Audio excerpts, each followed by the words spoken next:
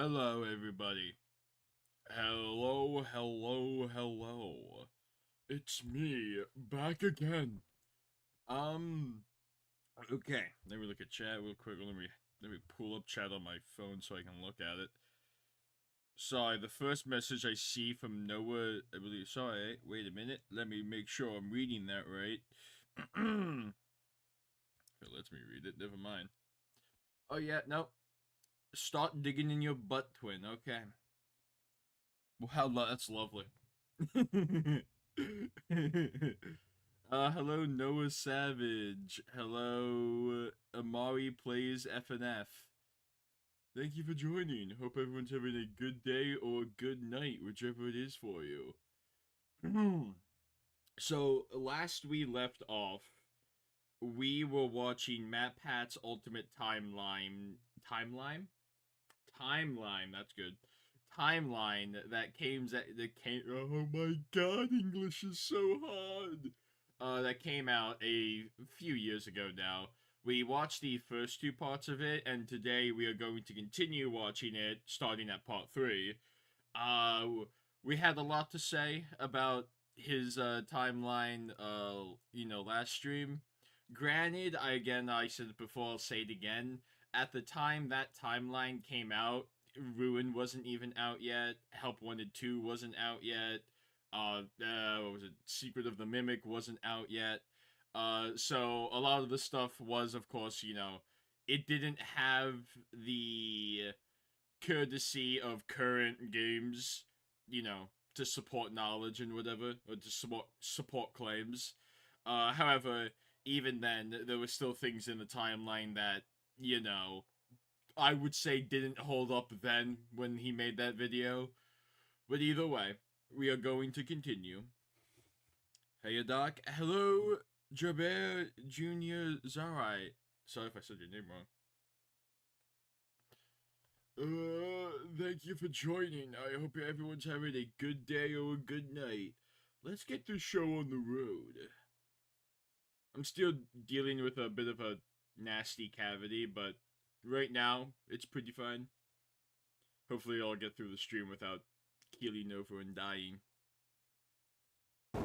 Hello, Internet! Welcome to Game Theory and page 20 of our final FNAF timeline. This is getting ridiculous. Last time we covered William Afton's rise as a serial killer, how the loss of his young son in 1983 caused him to make one fateful promise that would ultimately serve as his driving force for decades. I will put you back together. Fueled by grief and obsession, Afton would lose himself in work and drinks. One night in a fit of rage, he lashes out against Henry's young daughter Charlie, his first murder. This moment becomes the first domino to fall in a long sequence of events that ultimately destroys William's life and the lives of those around him. That one murder gives Afton a taste for blood, resulting in the deaths of 10 more children across 2 different pizzerias. Those children go on to possess animatronics, giving Afton his first exposure to Remnant and the potential solution. I came from a short. Oh, the one you shouldn't have killed. Hello, thank you for joining. I hope you enjoyed the short that you found. Was it the child support one? Everyone likes the child support one. Hey Doc, how's your tooth? Today it was actually pretty fine. I still have to go to the dentist, but I'm doing that like on the 22nd. Right now it's fine, but sometimes it feels like another agony, but I have brief reprieves. So right now I'm fine.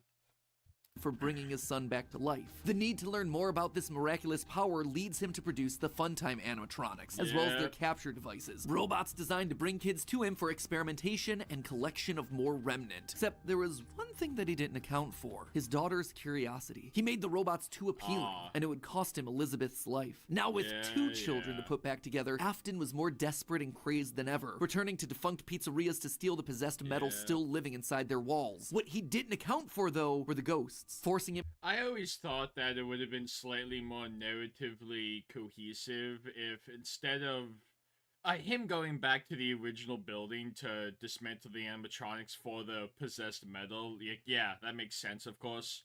But I always thought it would have been cooler if the Funtime animatronics were actually possessed by the souls of those children that would have possessed the toy animatronics. Because if you think about it, FNAF 2's story is kind of very, I want to say self-contained, but even then, I think most games are like self-contained stories for FNAF. More so, I think breathe.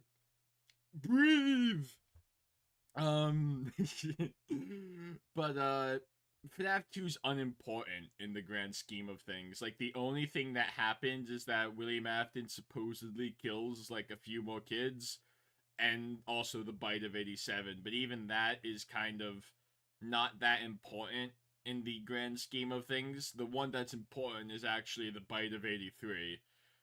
So, like, the bite of 87, that big mystery that was, like, mentioned in the first game, really doesn't mean all that much.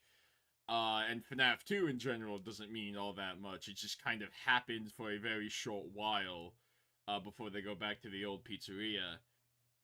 So I always thought that to give that game a little bit more importance, it would have been cool if, instead of just scrapping the toy animatronics, maybe he used them for the Funtime animatronics. And generally, like, if you think about it, the story just happens more or less the same way, but you're giving that other game a little bit more significance in the story, and, you know, just would have been, I think, it also, you could have kind of had your cake and eat it too, because FNAF 3 could be when you set the MCI souls free from, William Afton's, the first 5 that he killed. But then with FNAF 6, you're setting the DCI souls free, It's kind of like, you're cleaning up the mess as you go along through the franchise, and I think that would have been very narratively cohesive and narratively satisfying. But let me look at chat. Hello, Icy. Thank you for joining. Wait a minute. Is my mic not on? Oh, thank God, my mic's on. Oh, okay. I had a slight panic attack. Oh, good Lord. Oh, hello, Corvin. Thank you for stopping by. I hope everyone's having a good day or a good night, whichever it is for you. Also, I'm Biscuit, just saying. Oh, okay. Hello, Biscuit. Oh, Icy, I guess, now. Gotta go to sleep. Bye-bye. Thank you for stopping by. Okay.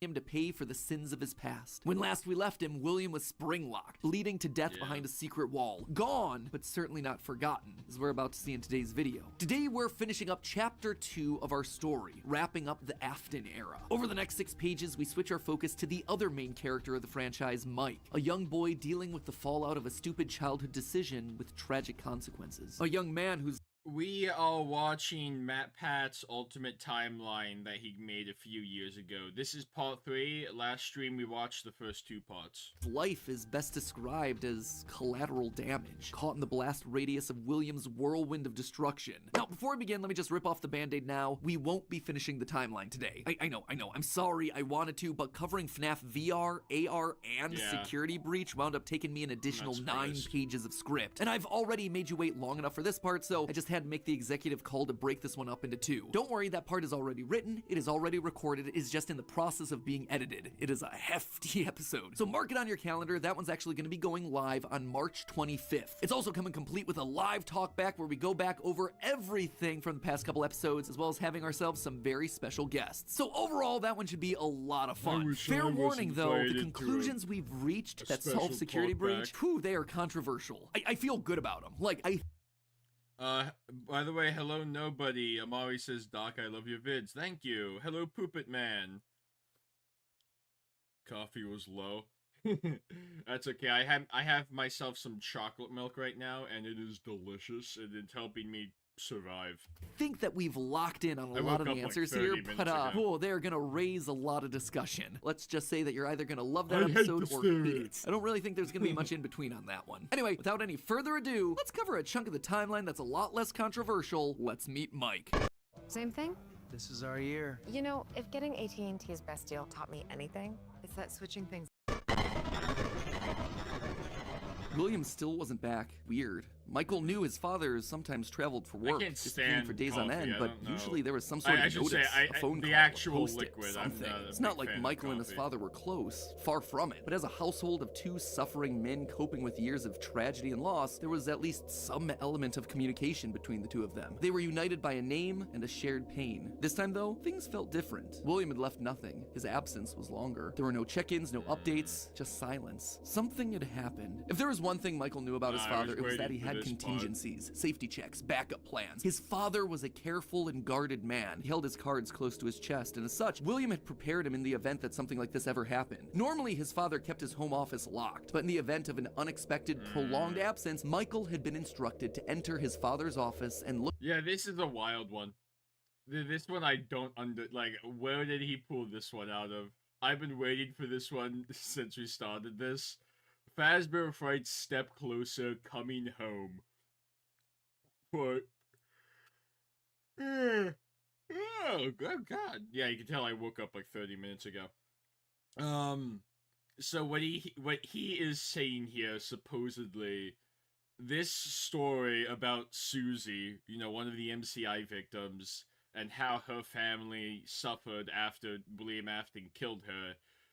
I think in that story, her dad had like a study or whatever, or there was a room in the house that with a key or something. I forget the specifics, but Mike having to like go into his father's office, and then I think what inevitably happens is he finds like a note that William left. What? Excuse me, how do these two correlate? Excuse me? I feel like that's one of like the most insane claims here. It's a weird one. So I've always said that this is a good example of kind of how people fill in the gaps or whatever. And especially when it comes to sister location, Mike. Oh my god. I need more chocolate milk. So Mike says in his speech that, "Father, it's me, Michael. I did it. I found it. I did it. They were all there. What was it? It was right where you said it would be. Something along that. And I did it just. I didn't. You know. I put her back together just like you asked me to." When referring to Elizabeth. The general idea is that William gave Michael some sort of instructions to go down to sister location to help his sister. I'm trying to think. I'm working my brain. But the assumption people often make is that, okay, so A, William either told Mike directly, like physically, hey, go do this, or B, he left some sort of message, whether it be in the form of like a note, an audio recording, I don't know, maybe a text message, you know, or maybe like he DM'd him on Twitter. Either way, he somehow told Michael, hey, go do this. However, we are never explicitly given the method, nor is it hinted to what way William might have actually relayed this information.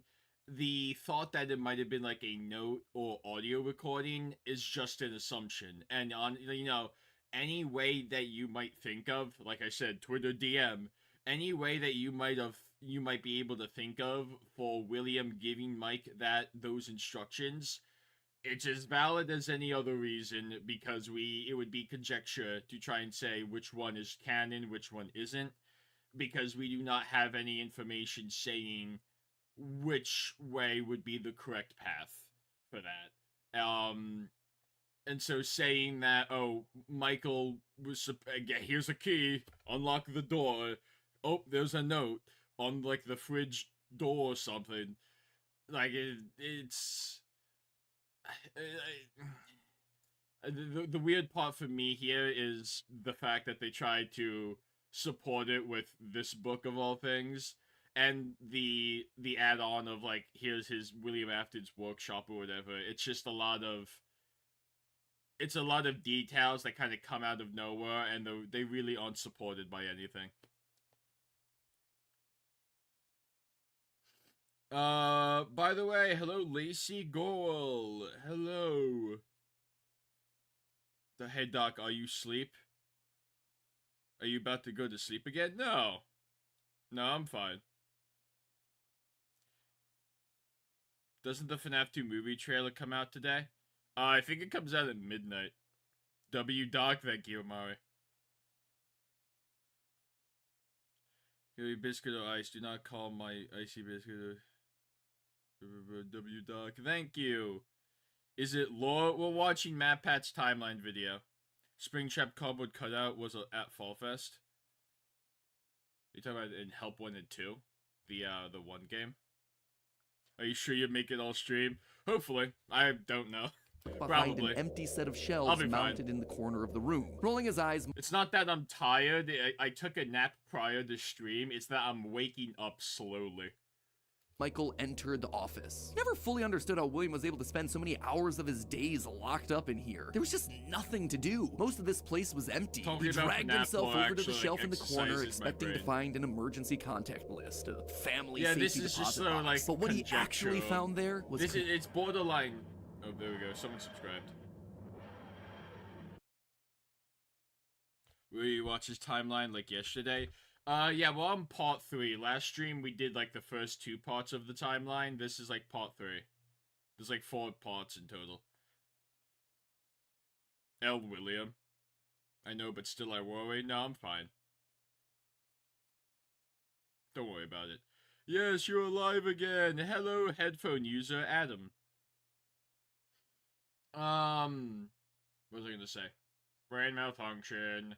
Yeah, no, this entire part of the video is just kind of wild to me because what do you mean that, you know, there was like the sister location elevator was hidden behind a bookshelf? I think this part I remember the most from the timeline. Completely unexpected. Father, it's me, Michael.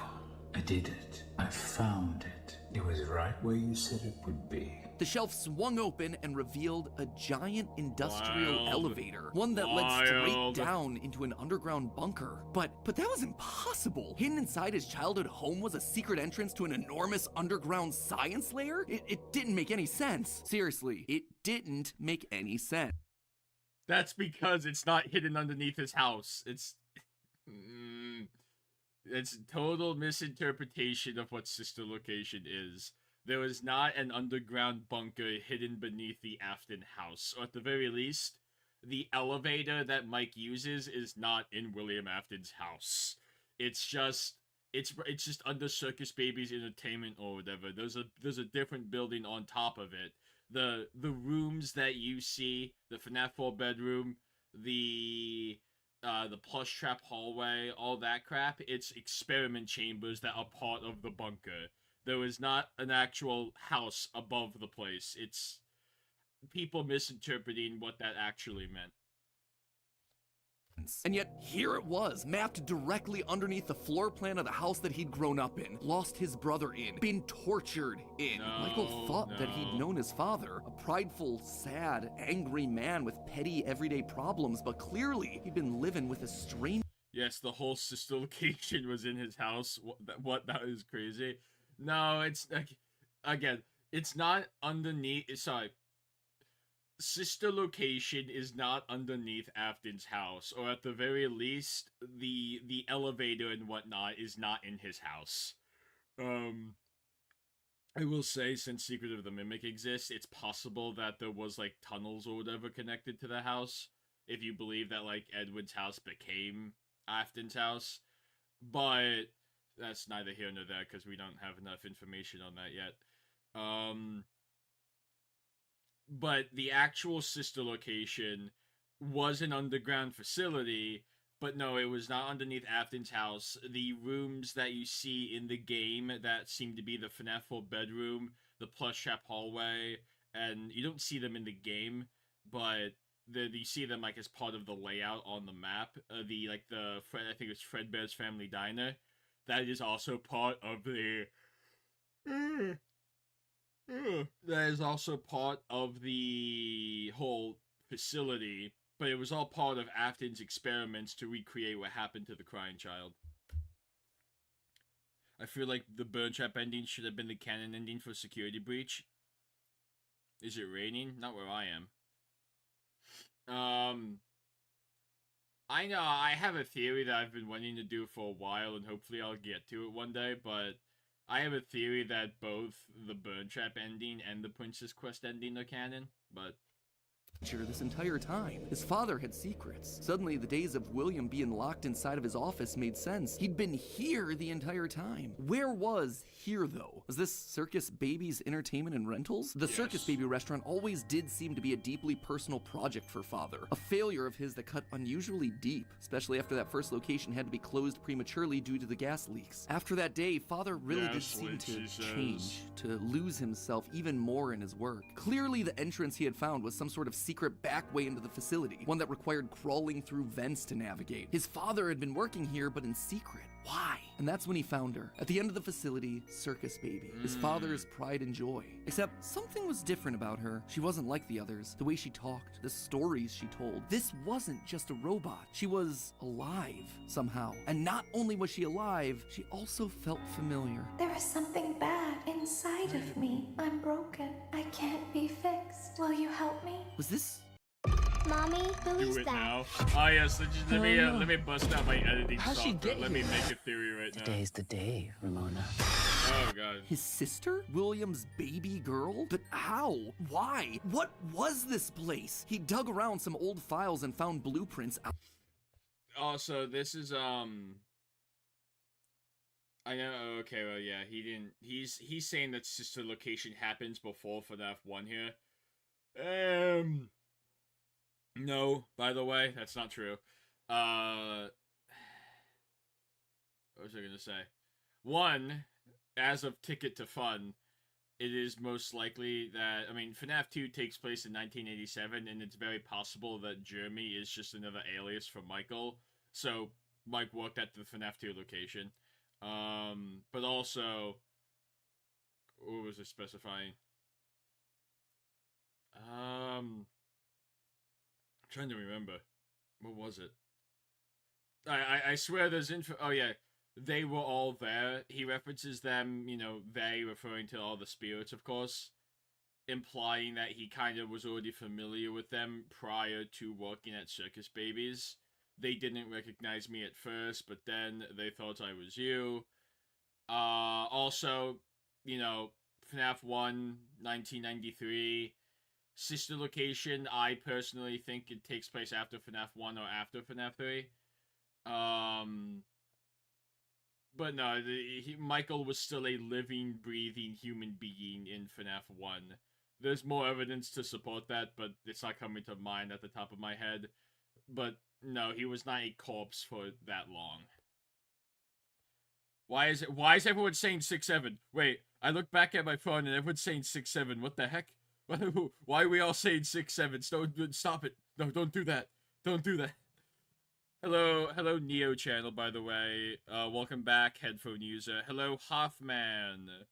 Thank you to everyone who's joining stream. I hope you're having a good day or a good night, whichever it is for you. Stop saying 6-7. Do not say 6-7. No 6-7. No 6-7. Is Michael an animatronic? No. He's just he is just a security guard, and then he's also a corpse. Outlining the features of these animatronics. Storage. Stop saying 6-7! Stop it.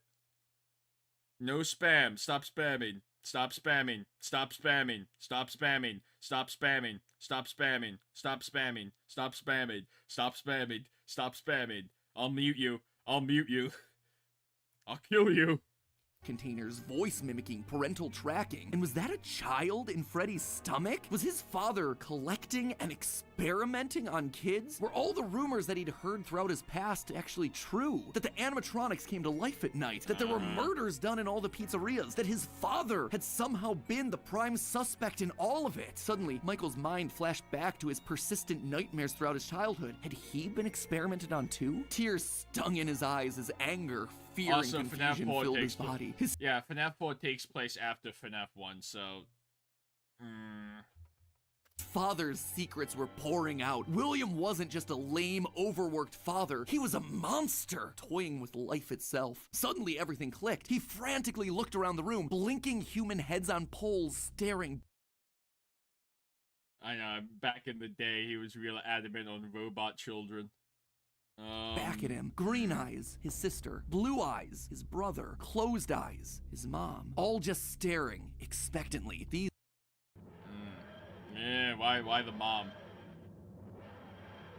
were meant to be human. It would be more. It would make more sense. Yeah. By the way, Takariria, thank you for subscribing. William was working down here trying to make believable humans, literally rebuilding the family that they had both lost. The small little girl robots with their British accents roaming the hallways of this underground facility suddenly took on a whole new context. Silly. Were those meant to be his sister? A replacement for her? A clone? Was William building clones of his sister? They seemed to know him, after all, to react to his presence. They were all there. They didn't recognize. That's not referring to the Biddy Babs. That's referring to all of them. Me at first, but then they thought I was you. He always did have a bit of a resemblance to his father. Michael's mind reeled as the reality of his world crumbled to dust. No, he had to get them out of there. If this really was his sister, heck, if any of these things were human souls. Also, like, Michael, it's implied that he knows that the animatronics are haunted, but he does not care very much about most of them. The only ones he cares about are the ones that, his siblings, his family, aka Elizabeth and the crying child. That's not to say that he's malicious or anything towards the other ones, but he is mainly, a man motivated by personal reasons. Now, of course, along the way, he might help the other ones by proxy, but it was never his entire intention to help them. That said, I know. Well, no, even in Happiest Day, if you believe Happiest Day is played by Michael, because, it might be an actual arcade machine, he is doing that to help the crying child have a birthday party. So even then, even if it's helping the other spirits, it's mainly with the intention of helping his younger brother. So, again, he's motivated by personal reasons. Michael being like an unsung hero or vigilante, that's just fanfiction. I swear to God, if you say 6-7 one more time, don't do that. Stop. Stop. I'm saying stop. Stop. Stop. If you don't stop, I'm gonna mute you.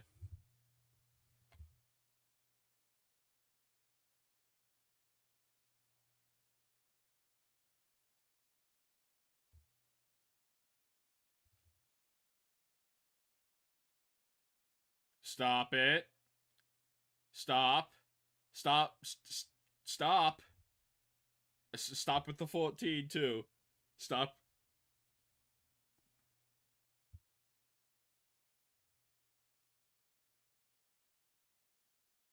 There we go.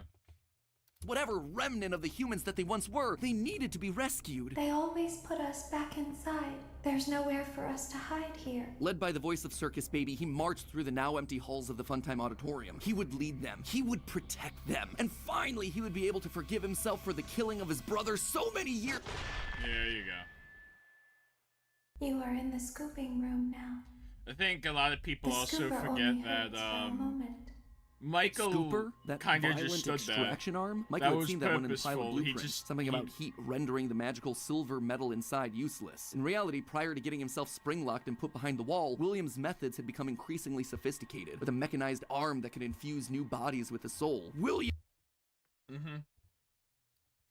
A lot of people wonder why Michael didn't, move out of the way of the scooper. That's because it was kind of purposeful. I think he was, how he says it, I should be dead, but I'm not. He is surprised that he is still alive after being scooped and having an animatronic climb inside of him.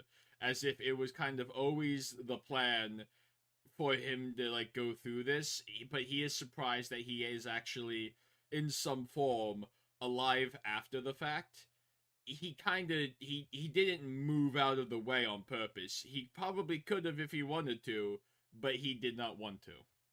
William could finally give and take away life. The only thing he needed were the bodies. But William wasn't the only one looking for bodies, as Michael was about to learn. But if we looked like you, then we could hide. If we looked like you, then we would have somewhere to go. Michael was gonna be the hero to help these animatronics, all right. He was gonna help the haunted tubes and wires of these animatronics escape, just not in the way that he anticipated. His sister had lied to him, another game of pretend. The scooper plowed forward, digging its extraction arm into his body. As he heard his bones ripping through his flesh, Michael blacked out. But something is wrong with me. I should be dead. I should be dead, but I'm not. Would you rather get scooped or spring locked? Scooped. It's like a weight loss program. Like, yeah, I'll get scooped. But I'm not. Who cares if I'm a rotting For the next corpse several after the months, fact? Michael's life was not his own. He was forced to comply with a tangle of wires and spirits.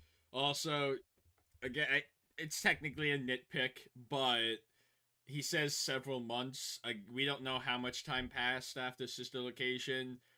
Saying several months is kind of weird, though, only because, you know, when it comes to decay of a body, it actually sets in pretty quickly. And, you know, those, more likely, maybe, like, a few weeks at best. But, you know, not that long. That lived inside of him. His body felt like an overfilled balloon begging to burst as day by day, week by week, his flesh began to sag and discolor. He was a walking, talking, rotting corpse, alive, but wishing he wasn't. He was a puppet, a walking shell. And while he did his best to conceal his fate, there was only so much a man filled with robot spaghetti could do. The entity in his innards would eventually leave, but by that point, the damage had been done. His decaying flesh stank, turning him into a literal purple guy. But still, even with no bones, even with rotting purple flesh and begging to die, Michael... Do you know the TikToker Citra? No, but I've heard of him. Play Five Nights at... What? Five Nights at what? What's the R stand for? What, Rachel's? Do you know the... If you gotta be more specific. I don't know what Fnaf is. There's a lot of Fnaf fan games out there.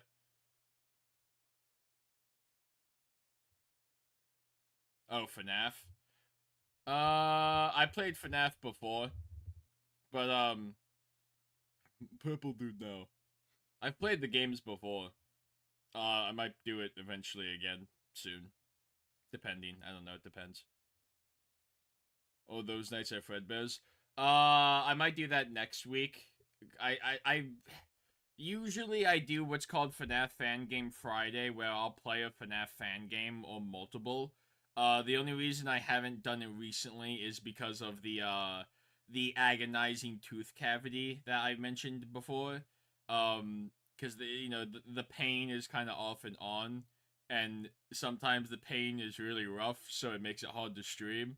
Right now I'm fine, but some days it's fine, some days it's not. Hopefully after I get my tooth checked out by the dentist, I'll be able to stream more properly again, but otherwise, here we are. But I do want to play those Nights at Fredbear's again. I did play it a few streams ago, and it was really fun. He's building a real animatronic in TikTok that's 10 feet tall, waterproof, fireproof, and can sneak. Yeah, isn't it Nosy or whatever? Nosy escaped containment. Hello, Brian Castillo.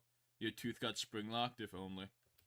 Continued to live. That silvery metal remnant injected by the scooper meant that he couldn't die. His anger also refused to die. What he had seen down there in his sister's location had rocked him to his core. His father had killed and captured dozens. His experiments had killed his sister and then tortured him throughout all his childhood. He was actively trying to build human replicants. He didn't know where his father was, but Michael knew that he was out there somewhere. I've been living in shadows. There is only one thing left for me to do now. I'm going to come find you.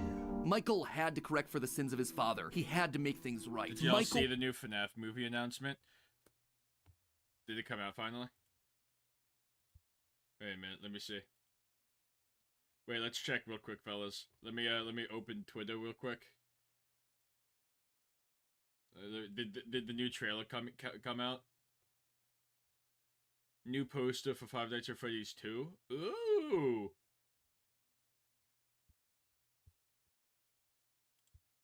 Alright, let me see if I can find the trailer. Fnaf Movie 2 trailer? It was like a new trailer, or? No, it's 2 months ago. Not trailer, new cast announcement? What's the new cast announcement?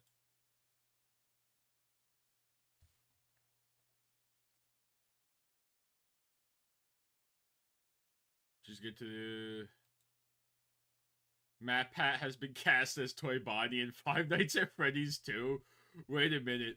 Kellen Goff will voice Toy Freddy in FNAF 2. Megan Fox has been cast as Toy Chica in FNAF 2. What?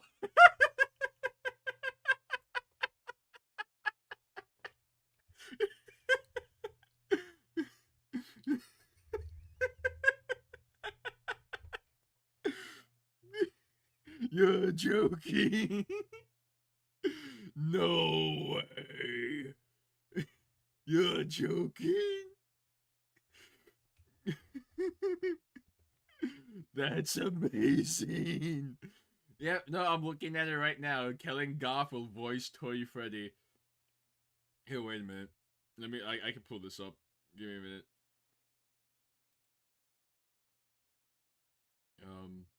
Yeah.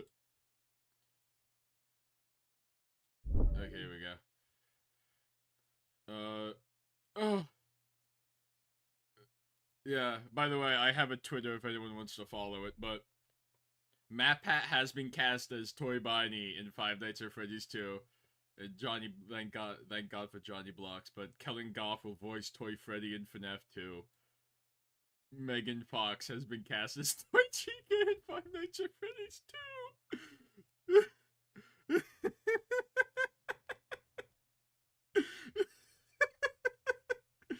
That's gonna ignite the internet, by the way. Megan Fox is toy. Oh, we're done for, brother. We're done for. By the way, hello Alibaba. Thank you for stopping by. Hello Tim Sonic.exe. Thank you for stopping by. Matpat as Toy Bonnie. That's insane. That is I am flabbergasted. I am thoroughly bumble smashed. I am quite not perturbed. I am quite shocked and disoriented. Bro gonna get his tooth scooped? I hope. To get rid of this cavity, I hope. I'll do anything. If you told me Megan Fox was going to be voicing Toy Chica in FNAF Movie 2 like 4 hours ago, I genuinely would have thought you would... This is insane. Also, yeah, like, I think these are from shots from the movie. Oh my god. Hey, here's the new poster, by the way. Here's the new poster. Oh, they look so cool. Oh. Megan. A marionette prop from FNAF movie. Oh, look, that's so cool. That's so cute. Oh, okay. Let's get back to the video. My bad. Oh, what a good time to stream. Hey, Doc, I'm back from timeout. Okay.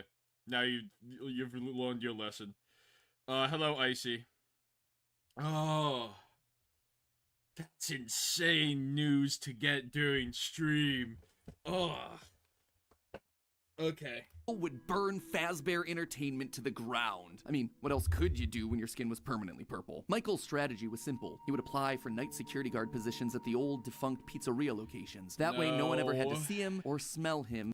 Also, because I think this also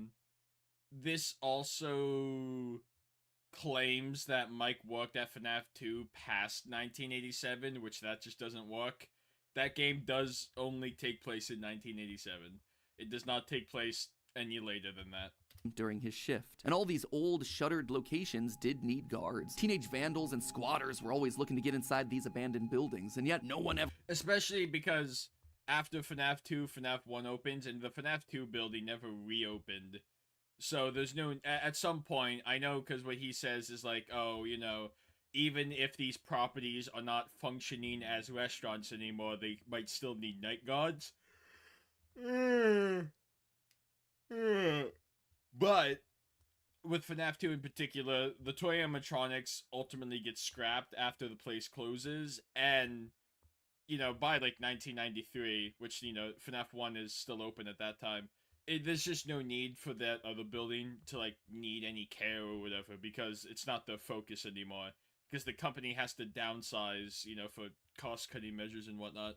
Really wanted to work an overnight graveyard shift unless they were practically out of options. Enter Mike. One by one, he would take on the job. To be honest, I'm scared of what the second FNAF movie would be like. I am cautiously optimistic about it.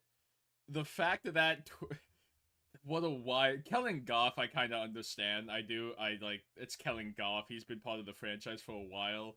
Megan Fox is such a wild pick, but at the same time, I'm kind of like... I'm not... I am surprised. I am surprised. I never knew. I just, you know, never would have been able to guess. But it's just the Matpat one is really mind-boggling. Like, it makes you wonder, like, are they going to be speaking throughout the entire film? Or kind of rarely? Like, I wonder. You know, I just wonder. My big worry about the second film is what they might do with the character of Mike. Sorry. The character of Mike, and by extension, Michael Afton. I don't want to get into anything because it's technically... I don't know if it's spoilers, but it was like, you know, maybe leaks or whatever. But there's something regarding Mike/Michael Afton that I'm kind of worried about. But otherwise... I am interested in seeing what they do with the film. You guys talking about me? Oh, briefly, but mostly we're talking about FNAF movie 2. Hapset shot. Charlie looks so good, though. Megan Fox. Oh, if you guys aren't aware, the casting for the animatronic voices in the second movie was, I think, just released. Megan Fox is going to voice Toy Chica. And Toy Bonnie will be voiced by Matpat.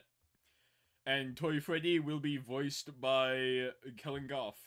Of security guard, changing his name each time to ensure that no one was able to follow his paper trail. Once inside, he could tamper with the animatronics and figure out how they worked, writing about his experiences in his security logbook. While there, he would listen to the old tapes where upper management awkwardly welcomed new recruits to their summer jobs, even though he was working there nowhere near the summer months. He heard the gory details of his father's franchise from the outsiders looking in, confused and afraid about what was happening in the walls around them. Sometimes, he would see his brother in the form of the Golden Freddy suit. It's me appearing on the walls around him. Except now, there was something else there. Yeah, wait, so it's like... I saw it. It just clicked in my head that Matpat was already in the first film. They really needed to get that guy for the second one? Matpat Chanley's in a twink for this role. Yeah, the Megan Fox one threw me through a hoop, dude. That one was wild. Longer alone. Another angrier presence was also in the suit, as if two spirits were forced to share the same body. And Golden Freddy would attack him now. It was just to show you that I'm not kidding, by the way. I'm not kidding that this is true. Here's the poster. This is the poster that they released. Awesome poster. But if you go up a little, let me scroll up a bit. That's Megan Fox. Yeah, here she is. Johnny Blocks. Let's see. Yep. The official voice actors for Five Nights at Freddy's 2. Kellen Goff as Toy Freddy. Matpat as Toy Bonnie. Megan Fox as Toy Chica.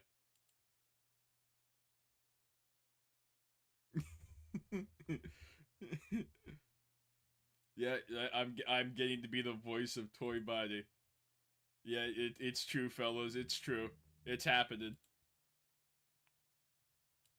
Was aggressive. Its vengeance wanted to lash out at anyone with the Afton name, anyone who wore a security guard outfit. Over time, Mike worked his way through the old restaurants, the original pizzeria, the bigger, better Freddy Fazbear's. He spent I already mentioned it already, but no.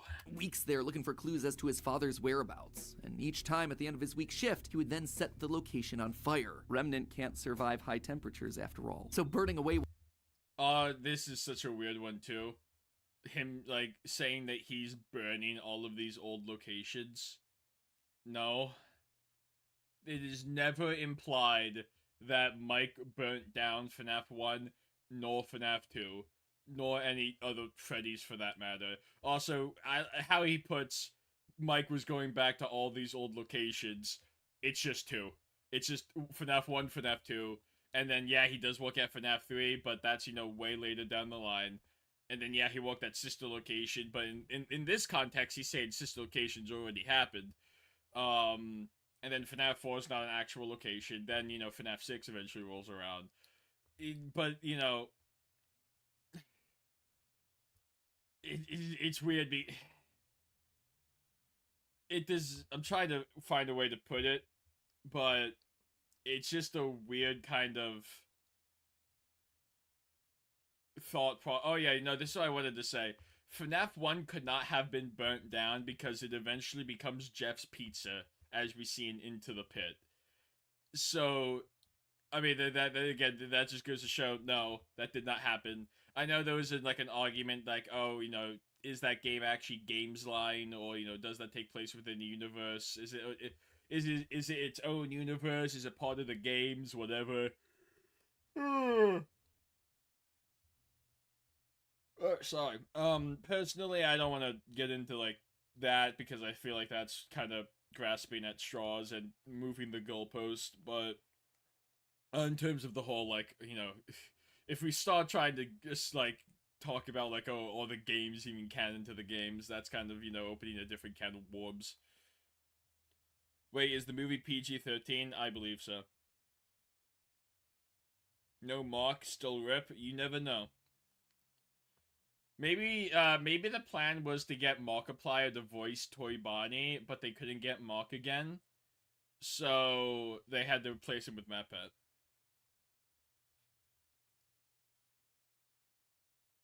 Whatever spirit-laden animatronics that still existed inside seemed like a winning strategy. All this revisiting of his past, though, was causing the nightmares to begin again. Hallucinations that brought him back to his childhood. The guilt around killing his brother. His dreams were oddly mixed with the shrill phone calls of the security guards. But it would all be worth it in the end. The goal was to eventually stumble across the one location, the one job that would finally reunite him with his father. Little did Mike know that that day would come sooner than he expected.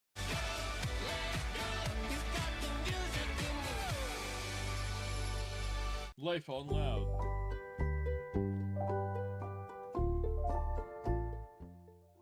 Expected. 2023, an advertisement came across Mike's TV. Fazbear Frights, a new horror attraction inspired by the awful crimes that I love that. This ghost like dancing the Fazbear Frights, guys, and just ghosts dancing the pumpkin patch. Heard around Freddy Fazbear's Pizza so many years ago. It made Mike sick. People looking to make a quick buck off the tragedy of others, off his own family. This wasn't a joke or entertainment. Regardless, he had to be a part of it. If this team was combing through his family's history, they might stumble across something that could be useful. And if his father was truly still alive as he suspected, there would be no way that he wouldn't show up here. Maybe finally this could be the final chapter in his family's marathon of tragedy. Mike applied for the job and was immediately handed the keys. Years of doing this had taught him that security guards rarely receive thorough security checks. They also liked how creepy Mike looked. They thought it was a costume. That works for Fazbear Frights, technically. Again, if you want to put sister location, like, after FNAF 1, sure, you can figure that. Personally, again, I place it after FNAF 3, but that's besides the point. And granted, Fazbear Entertainment, not the best company, not the most decent company, not exactly up to health standards. However, it's kind of it's a slight stretch to say that they would hire Mike as a rotting corpse back in like the 80s, 90s. Again, yeah, They're not the morally gray company, or even cartoonishly evil at times. But still, it's a bit of a stretch. Theme for the job. What little they knew. Hey, glad you came back for another night. I promise it'll be a lot more interesting this time. For weeks, there was nothing. But just as Mike considered giving up, he received the call that he... By the way, hello, serial designation N. Thanks for everyone who's stopping by. I hope you're having a good day or a good night, whichever it is for you. He'd been waiting for... We're watching Matpat'S Ultimate Timeline. For years. You're not gonna believe this. We found one. A real one. Could this finally be him? Sure enough, there he was. William inside his iconic golden Bonnie Springlock suit, only now it was green and decaying with age. And there they were, a small family of broken men finally reunited. It's been a long time, Dad. Mike had always struggled with the phantoms of his past haunting him, but now all the animatronics he'd encountered over the past months, hopping from pizzeria to pizzeria, suddenly sprang to life. Their burned faces... Past months, he says, brother, it's been like 30 years. haunting him as he tried to keep track and of his that's why father. it's like, it's so weird saying that he went to those locations, like, over the span of a certain period or whatever. Cameras. It would seem that William's mere presence had put the spirits on high alert. Ultimately, they were harmless, more annoying than anything else, but there was one that felt different from the others. One that was more than just a mere phantom. The security puppet. If he looked at the cameras... Fnaf Timeline, Fnaf Sodom, Fnaf 2, Fnaf 1, Fnaf SL, Fnaf 4. No, SL doesn't take place after... Sorry, before 4. Fnaf 4 takes place after Fnaf 1. Fnaf 3, Fnaf Pizza Sim, Fnaf UCN, so on and so on. Again, I placed Fnaf SL after 3, but that's just me. At just the right moment, he could see it floating there through the halls. He could even see its reflection in the water pooled on the ground. It would seem like he wasn't the only one there on a mission. While he was dealing with Springtrap, Michael assumed that this one was likely dealing with the spirits of this place, finally setting them to rest. Hopefully this means a happier day for all of us, Mike thought to himself. And in that moment, he felt the air around him release, like pressure being let out of a bottle. The building sighed, as if 5 spirits had finally been allowed to move on. He had the I mean, I'm not gonna criticize this one too much because it's just trying to like interpret Happiest Day. In hindsight, especially because Ticket to Fun actually has something interesting that I didn't realize at first, but especially if the arcade machines are, like, sorry, the arcade minigames are actually arcades in the universe of FNAF, it's more likely that Michael was playing those arcades, and by extension, he played Happiest Day or whatever, which helped those children's souls, or at least his brother anyway, move on. And the actual, like, children's souls is a different story, because, you know, FNAF 6 exists. But I do think Happiest Day was for the crying child, and Mike was probably, like, the player of those minigames. So it is actually probably Michael who helps them do whatever they're doing. Sense that his brother was a part of them. He rigged the wiring inside the building to misfire, and the dry, desiccated walls erupted in flames. It is finished. Right now at Who are Raymore. you going to be for Halloween, Doc? I'm not going trick-or-treating. I haven't trick-or-treated in a long time, unfortunately. I used to love trick-or-treating. But to be fair, I will say, I do plan on making a Springtrap cosplay for Comic-Cons or whatever. Flanagan Sleep Center. Himself. Save up to $600 I am the on Stearns & scariest Foster thing on adjustable this set. planet. Except, it was not. Somehow, through sheer force of will, Afton remained. He had survived, and Mike would need to find a new way of finishing off his father. Luckily, the solution would present itself later that year. Not from Mike, but from another victim that had been left in his father's wake. We're talking about becoming a Fazbear Entertainment franchisee. Restaurant ownership and management. Something almost anyone can do with a limited degree of success. You are now the face of the newly rebranded Freddy Fazbear's Pizza. Fazbear Entertainment as a brand had been closed for years. William had been stuck in a suit and a wall. The only person who legally could bring the franchise back was Henry, but he'd largely pulled out of the franchise around the time of his father's disappearance. Something was up. Surely this had to be some kind of a trick, right? Mike, doing what he did best, applied for a franchise and immediately got the job. There was just one thing out of the ordinary. Paragraph 4. If you are playing this tape, that means that not only have you been checking outside at the end of every shift, as you were instructed. 14. 14. Okay, no spam. No spam. No spam. Why does Michael not like his father? Because his father's an asshole. Would you like William Afton if he was your dad? He'd probably kill you.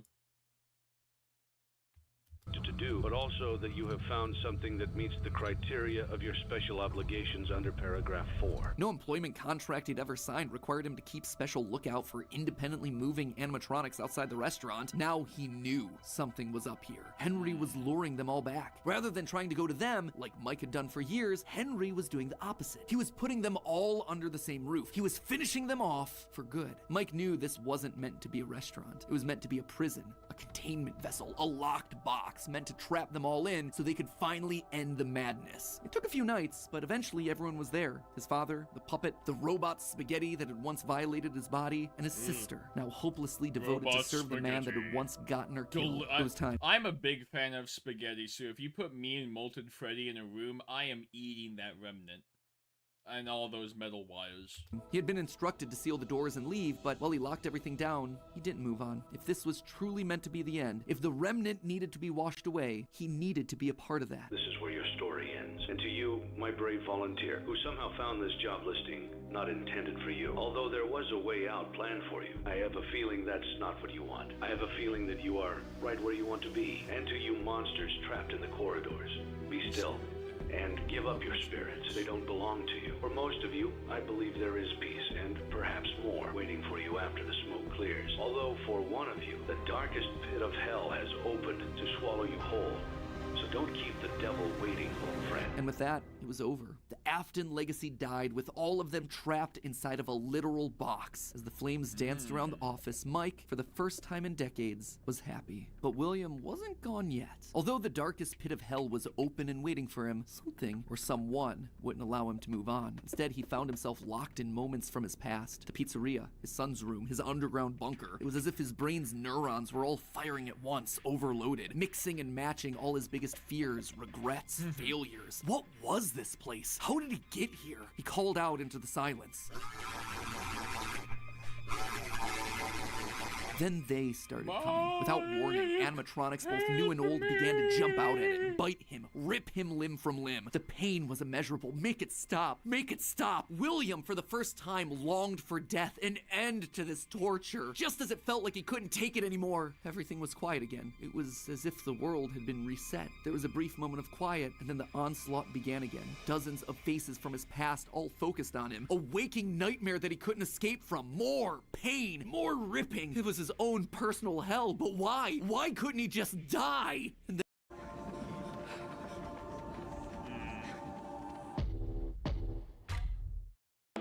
See how I use Creative Cloud Pro to take my design projects to the next level. I use Adobe Illustrator's new AI tools to create graphics, generative fields. Then he saw them, a group of characters he... Well, I don't have much to say about this because it's just Ultimate Custom Night, and I mean, this is like the later games of like FNAF are kind of straightforward and where they're placed. Like, yeah, Ultimate Custom Night is after FNAF 6. It's as if his custom night was ultimate.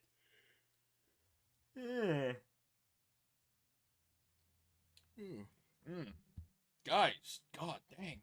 You know, I took like a 3-hour nap before stream, and this just goes to show that if I wanted to, I could probably sleep like 5 days in a row. 5 sleeps at Freddy's. 5 naps at Freddy's. Haha, very funny. Nah, Doc, did you know that I was William's daughter in my past life? Does that mean in a past life FNAF was real? Still love that Sodom just gave us the history of the mediocres. Yeah, I talked about that last stream when we were covering the first 2 parts. Sodom gives us, like, the backstory to where the mediocre melodies came from. So, you know, most of this timeline is already very kind of redundant and outdated, which is really funny. On the topic of, UCN, the only thing I'll say is that it's not like an actual hell if you take the books at face value, again, which, you know, that's a little bit iffy, but it's actually more like William Afton's in a coma, and he's having, like, an intense nightmare, like a vivid waking nightmare in his head that is created by whoever you think the vengeful spirit is. It is possible that he is, like, laying in a hospital bed somewhere, just suffering. And then it's a whole Fazbear Frights, like, plot line.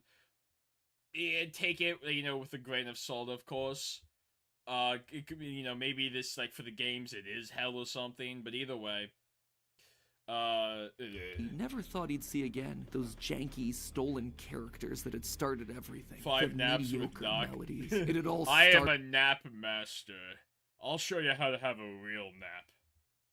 Started to go wrong once they showed up, once Henry had made them. But mixed in with their obnoxious southern drawls, William heard something else. It was barely a whisper, but he could just make out the words. He tried to release you. He tried to release us. But I'm not gonna let that happen. I will hold you here. I will keep you here. No matter how many times they burn us.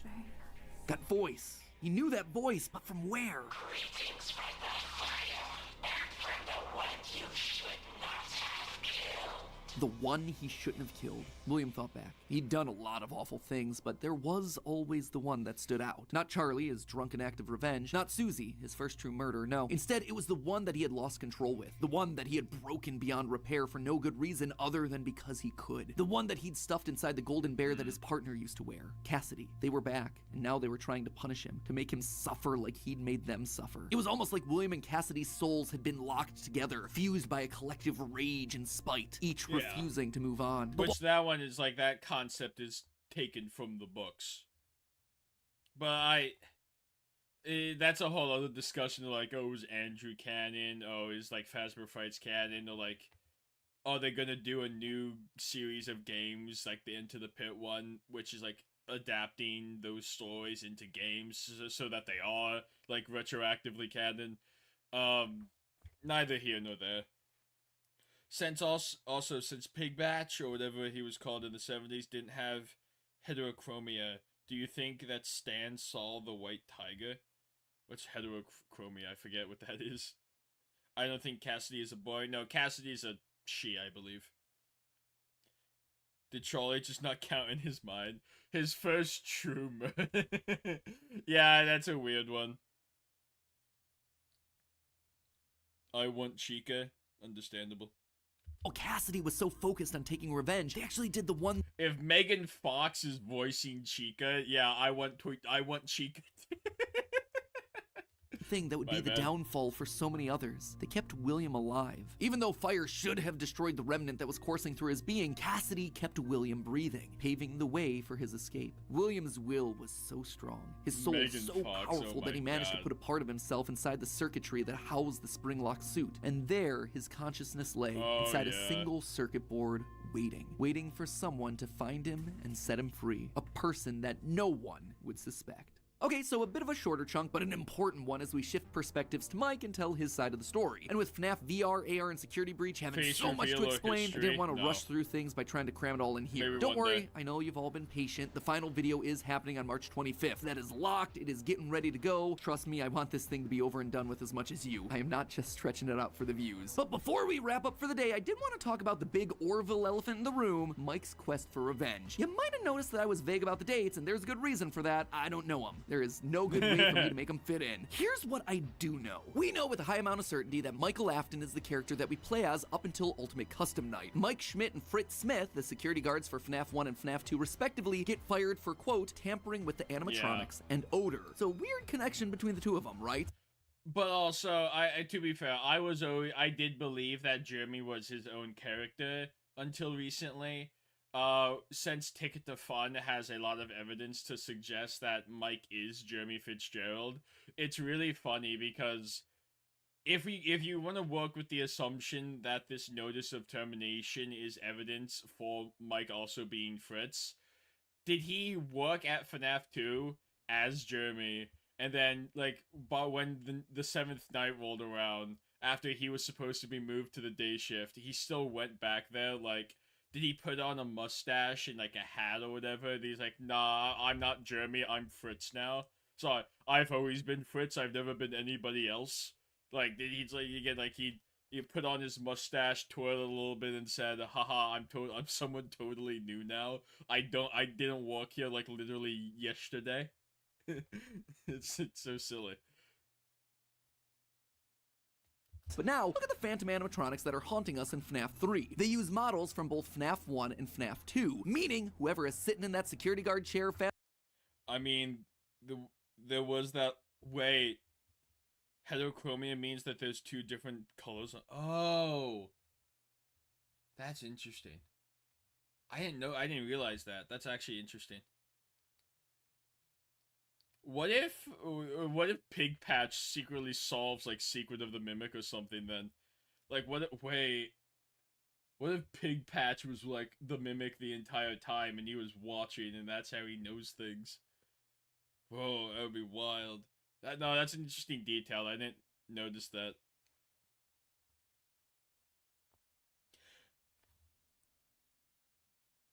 The only thing that I'm going to tell you is there was 2 towers. What did you watch? I mean, that there was about Edwin wanting the basement cleared out, so it's possible the tiger had manifested and Edwin didn't want anyone seeing it. Stan did, and it stuck with him. Huh. Interesting. I'm surprised I don't see Z3 here. Probably busy. Fazbear Frights, they have to have seen both locations and their animatronics. And that's not all. Their designs are burnt. It's a weird detail in the game, and it's something that the character encyclopedia repeatedly calls attention to. The burned texture for these phantom animatronics. I mean, of course it's going to say that. It's because that's how they look. Like, it's not... Water found in kitchen. Like, yeah, it is a burnt model of these animatronics. Why is that so unusual, though? Fazbear Frights is the first time in the franchise that we hear about anything burning down. Exactly. From that point on in the story, it's like the characters Sorry, did my in-unit laundry wake you? This is my apartment, Carl. Nice. Apartments.com will turn pyro and are suddenly setting fires left and right. But for the first 3 games, nothing ever catches fire. The animatronics are just moved or repurposed in some way. So when did they burn? And why would our security guards see? They burnt in FNAF 3. I mean, it's not like it is just such a leap in logic to say that any of the other locations burnt down, because it's never said anywhere. Like, them being burnt, it could be like I mean, like, you want to get, like, supernatural paranormal with it. It could be, like, not future vision, but, like, what's the word for it? There's a particular word, but it's not, it's, like, on the tip of my tongue. It's not coming to mind. Foresight? Whatever? Not foresight, but, you know, foretelling the future or something. However you want to put it. It ain't that big, Chief. It ain't that. See them as being burned. Someone has to have been going location to location. The movie was called The World Trade Center. 5 Nights at the Twin Towers. Setting these places on fire, purging the sins of the past. We know we're definitely playing as Mike and Bring Jay back, or the Mafia guy. The that's Jay and then just Jay. One day. Sister location in FNAF 6 based on the in-game dialogue. And in FNAF 4, there's an Easter egg where we can hear the phone call from Night 1 of FNAF 1, meaning that whoever's in that bedroom has heard the recording as a security guard. We also know that Mike has seen the nightmare animatronics based on his drawings in the security logbook. So Mike overall, there is FNAF solid evidence that connects all of FNAFs 1 through 6. You'll also notice how the character encyclopedia doesn't have a page for Mike Afton. This thing has a page for Chocolate Bunny Bonnie, but not Michael. Some tells me they don't want us to confirm how many games he's been in, because that would confirm too much of the theory. In short, this gives us an incredibly compelling and complete narrative. But also, that book is just so, like, weird to begin with, and it has a lot of wild information in it. It's not a very reliable source. Mike as our protagonist, and William, his father, as our antagonist. Hello, BV Studios. Thank you for stopping by. By the way, I guess hello, I don't know if I said it before, but hello, Serial Designation N. Hello. Mike. Also, hello, Lava Wolf. Sorry, I forgot to mention that one.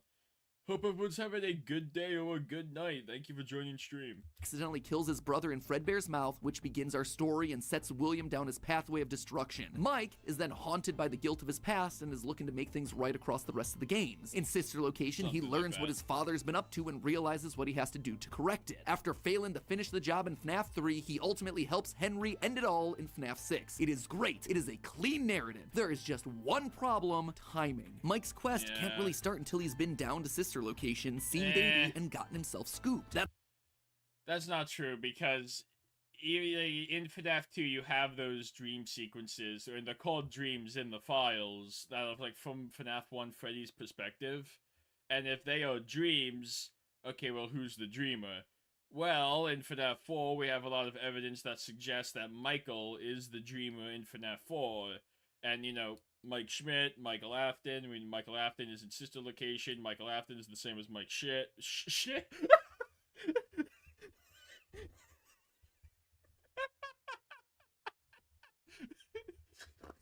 Oh God, Mike Shit.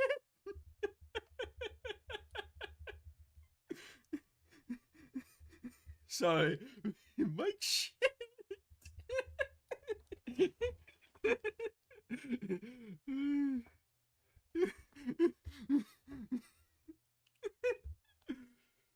Oh my God. Bye, Poop It Man. Thank you for watching stream. Have a good night. Oh, why is this chat mostly talking about 9/11? I don't know. Sorry. Mike Shit killed me. Oh God.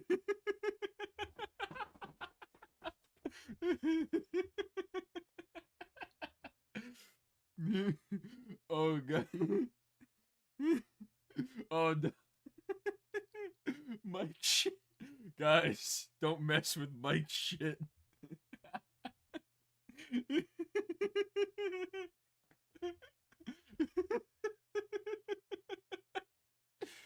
I can't wait to hear Matpat voicing Toy Bonnie. Yeah, I can't wait to hear Megan Fox's Toy Chica. That's gonna be a lovely one. Sorry, we're stuck on Mike Shit right now. Mike.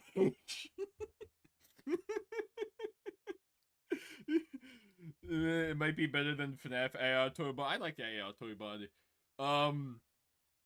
Mike. Doc, do you simp for Alice Angel? Yeah. His name is Michael Afton BTW. Nah, Mike Shit's better. Mike Shit's...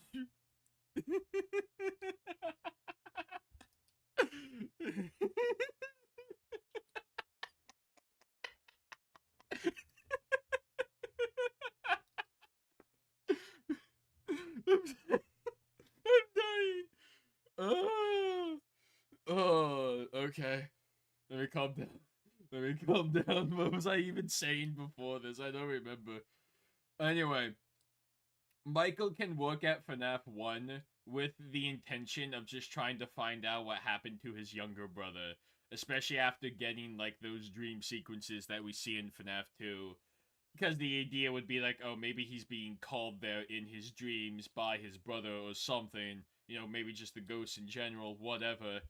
He can walk there without needing to be like, oh, I have to go put an end to what my father has done or something. Like, he can go there on his own volition. And oh my God. Wait, why are we laughing? I was talking about Michael Afton, and I accidentally, instead of saying Mike Schmidt, I said Mike Shit. And I just started dying. My bad, guys. My bad. Mike Smith, not Mike Shit. That's when he finds out about Afton's secret life. It's also when he's gonna start to smell, because, you know, he's a walking, talking, rotting corpse. And by the way, before I forget, hello, Freddy Fazbear. I loved you in the FNAF movie. I love what you and Mike Shit did on screen. that he's not going down into the bunker until the Funtime animatronics have been made, Freddy's has been closed, and Afton is out of the picture. That all should be happening post-1993, after William is sealed behind a wall. But that then presents us with a few problems. Afton has already dismantled the original animatronics as we see in the FNAF 3 minigames. How are those things getting burned if they're already deconstructed? But more importantly, we see FNAF 2 paychecks with the date 1987. That is way earlier than I think it can be. To be fair, Fritz Smith's pink slip on night 7 doesn't have a date, but it's a bit weird to say that the first few nights are in 1987, and then employee number 3 is hired on years after the restaurant closes. Anyway, just wanted to... That's because FNAF 2 takes place in 1987. Call that out because I don't have a solid answer for it, and I'd love to see your comments down. Joined into Mike shit. I was explaining something about Michael in FNAF 1, and I said, instead of saying Mike Schmidt, I said Mike shit. If I think about it, I'm just gonna laugh more. Below. And with that, my friends, this chapter comes to a close. We'll see you on March 25th for the grand finale as we cover the final 3 games in the franchise and the controversial answers we think solves what those games were trying to tell us. Until then, my Faz heads, remember, even though Afton kind of succeeded in being brought back to life, gotta admit, he's still looking a little bit on the dry, dehydrated side. I suppose 3 fires and being dead for a decade will tend to do that to you. Fortunately, thanks to today's sponsor, Air Up, I think we can help him out with the hydration thing, not the whole burning alive. Yeah, good luck with that one. Let's see, has there been other news about FNAF? Let's look at Twitter real quick. Any new news? Any news, guys? It is actually crazy to think that Megan Fox and Matpat at one point during the making of the FNAF 2 movie have looked at each other face to face while recording lines. This is so surreal. No, that's insane. Megan Fox of all people. That's wild. Okay. Wait, a little closer. A little closer. I want you guys to be the first to know that I am joining the Five Nights at Freddy's 2 cast. I, Mr. Matpat himself, am getting to be the voice of Toy Bonnie. Yeah, the voice of the animatronic. Might have a little filter in there, but it is Matpat through and through. I've gone from being a theorist about FNAF to being stuffed inside of an animatronic suit. I think that's probably the greatest honor any FNAF theorist could hope for. It's wild, right? And what makes it extra special is that it's for you guys. It's for the fandom. You guys, without question, are the best fans out there. And so getting to participate in this movie in this way is like the greatest honor in the world. So thank you guys for helping to make this sort of thing happen. And remember, you can only see Five Nights at Freddy's 2 in theaters on December 5th. Can you? Okay. That's amazing. I'm gonna be real, they should have just gotten Darren Roebuck back for the movie. I like Kellen Goff, he's a very talented voice actor with a lot of range, but there was just so many voices. Yeah. I understand that little complaint about FNAF, but... Sorry, let me look at chat. Got to go, Doc Peace. Thank you for stopping by, Lava Wolf. Burn Killiam Afton. Excited to see Mike shit in the next FNAF movie. Mike shit. Mike shit. Don't mess with my homie Mike shit. Imagine Matpat inside the Toy Bonnie suit. That's so silly. And Mike hopes for oh god. Can't wait to hear Toy Freddy's voice too. Yeah, I'm excited. Okay. We still have one more part to get through, fellas. We have one more theory to get through here. Turning hiding spots into honey holes. Oh god, I lay in bed at night in fear of what Mike shit will do to me if he finds my home.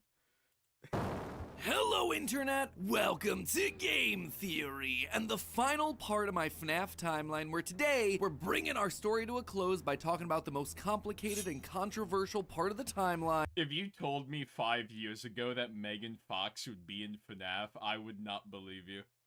The part that I've been dreading most of all, the end. The moment where we're finally forced to come to some definitive and difficult answers trying to explain what the heck we were watching in Security Breach. The last 2 episodes have been about death. No the death more. Of Afton's. If I hear 6-7 in chat one more time, I'm sending Mike shit to your house. No more 6-7 in this establishment. Or Mike shit's coming to get you. We used to believe that Toy Chica is William Afton, now Toy Bonnie's Matpat'.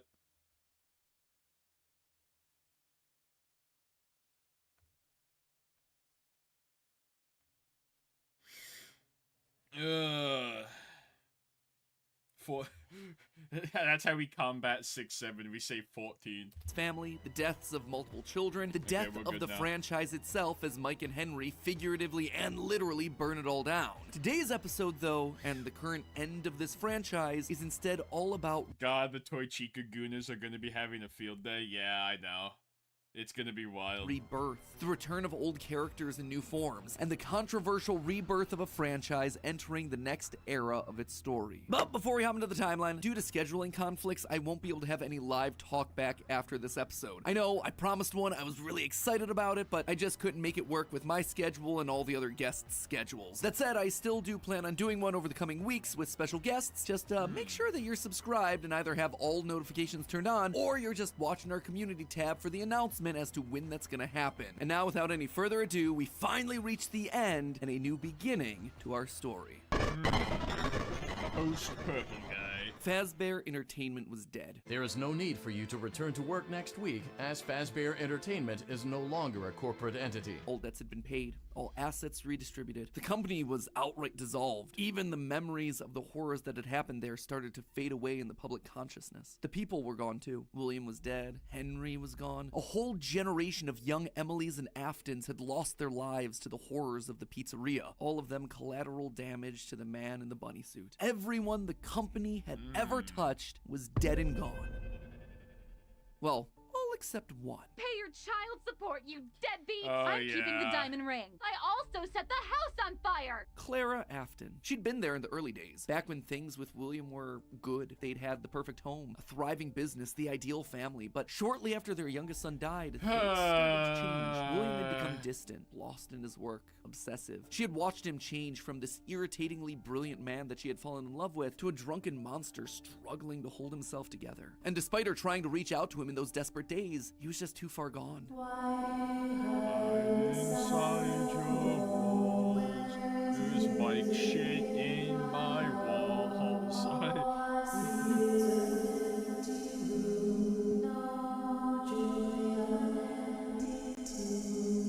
Admit it, you wanted to let me in. For her sake, she had to leave the relationship, and from there, she largely faded into... When are we getting the sister location movie where Megan Fox or like another famous actress voices Ballora?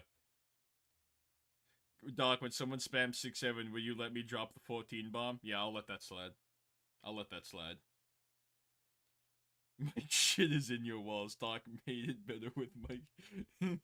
Obscurity. A mystery from William's past. A footnote in his history. It's like an that was Eldritch fine for her. She hallway in wanted the to leave closet. that part of her life behind. She tried to move forward, never wanting to hear the name Freddy Fazbear again. A time defined by mistakes and broken promises. But then, the paperwork started to arrive. As Fazbear Entertainment began to close as a corporate entity, suddenly her mail was flooded with notifications, requests, obligations. She had been there since the beginning, helping William in the early days of his business, and now, as per so much with this timeline, the only thing I can say is that this is so much assumption for something we would never given any information about. Let alone the fact that we know nothing about Mrs. Afton at all, whether she's alive, whether she's dead, whether she left William or something, whatever. Someone subscribed. Who subscribed? Thank you, Destiny Brown. Thank you for subscribing. It's just something that we were never given any information on, and that's just referring to the character of Mrs. Afton. Like, logically, yeah, she existed because she had to give birth to 3 kids, but beyond that, we know nothing about her. And the idea that, like, oh, after, the company discontinued and everything was burned to the ground and whatever, like, oh yeah, the rights of, like, Freddy Fazbear fell to her because she was the last surviving member of, like, the Afton estate or something. Again, that's, like, assuming... Which she wouldn't even have the name, like, Afton anymore if, like, they divorced or whatever. Like, she would have, like, whatever her maiden name would be. It's just like it's a lot of jumping through like hoops and like conclusions. It's just like no, it is no. Very flimsy. A shareholder and sole living member of the Afton family, all copyrights and trademarks of both Afton Robotics and Fazbear Entertainment passed on to her. Memories of this past life that she had long left behind. Looking at the blueprints, the contracts, the memos, she felt old wounds begin to reopen. The regrets of a happy family that had been torn away from her. William had always been brilliant. That's what had attracted her to him in the first place. But he'd also been too blinded by obsession. If this timeline is true, then Miss Afton would be like 130 plus years old. Not necessarily. She would be older, yeah. But I think, especially back then, a lot of people would marry young, and he could afford to marry young back then. But also, it was like kind of it was like a traditional thing. So you know, it was not abnormal for older men to marry younger women back then, as weird as that sounds. It was just something that, you know, they did back in the day. So she could have been like a young woman back then, and then, you know, with security breaches 2035. So 20, 30, let's say 40. It'd be like 40 something years. You know, let's see if she was like 20 or whatever. So she'd be in like her 60s or so, give or take. Not impossible, but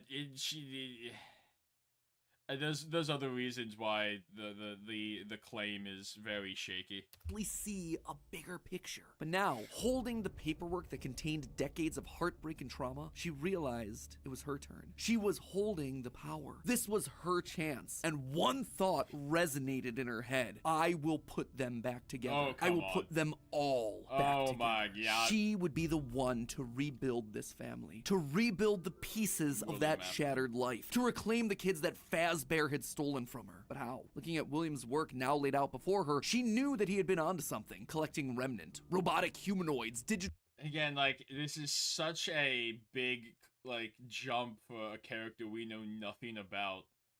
Like, you're turning Mrs. Afton into a villain. We don't know what her opinion might be on William, like, her husband and what he did. We don't know if she even cares about her kids. We don't know anything about that. It is just so... It's a lot of conjecture. Conscience transference. The pieces were all in place. They were just scattered, fragmented. It was almost like there were too many ideas going in too many different directions. Hello, King Cam. Thank you for stopping by. I hope you're having a good day or a good night, whichever it is for you. And Fnaf Security Breach Ruin is 2050 or like 2060. Not that much. It probably only doesn't take that. It doesn't take place that like long after Security Breach.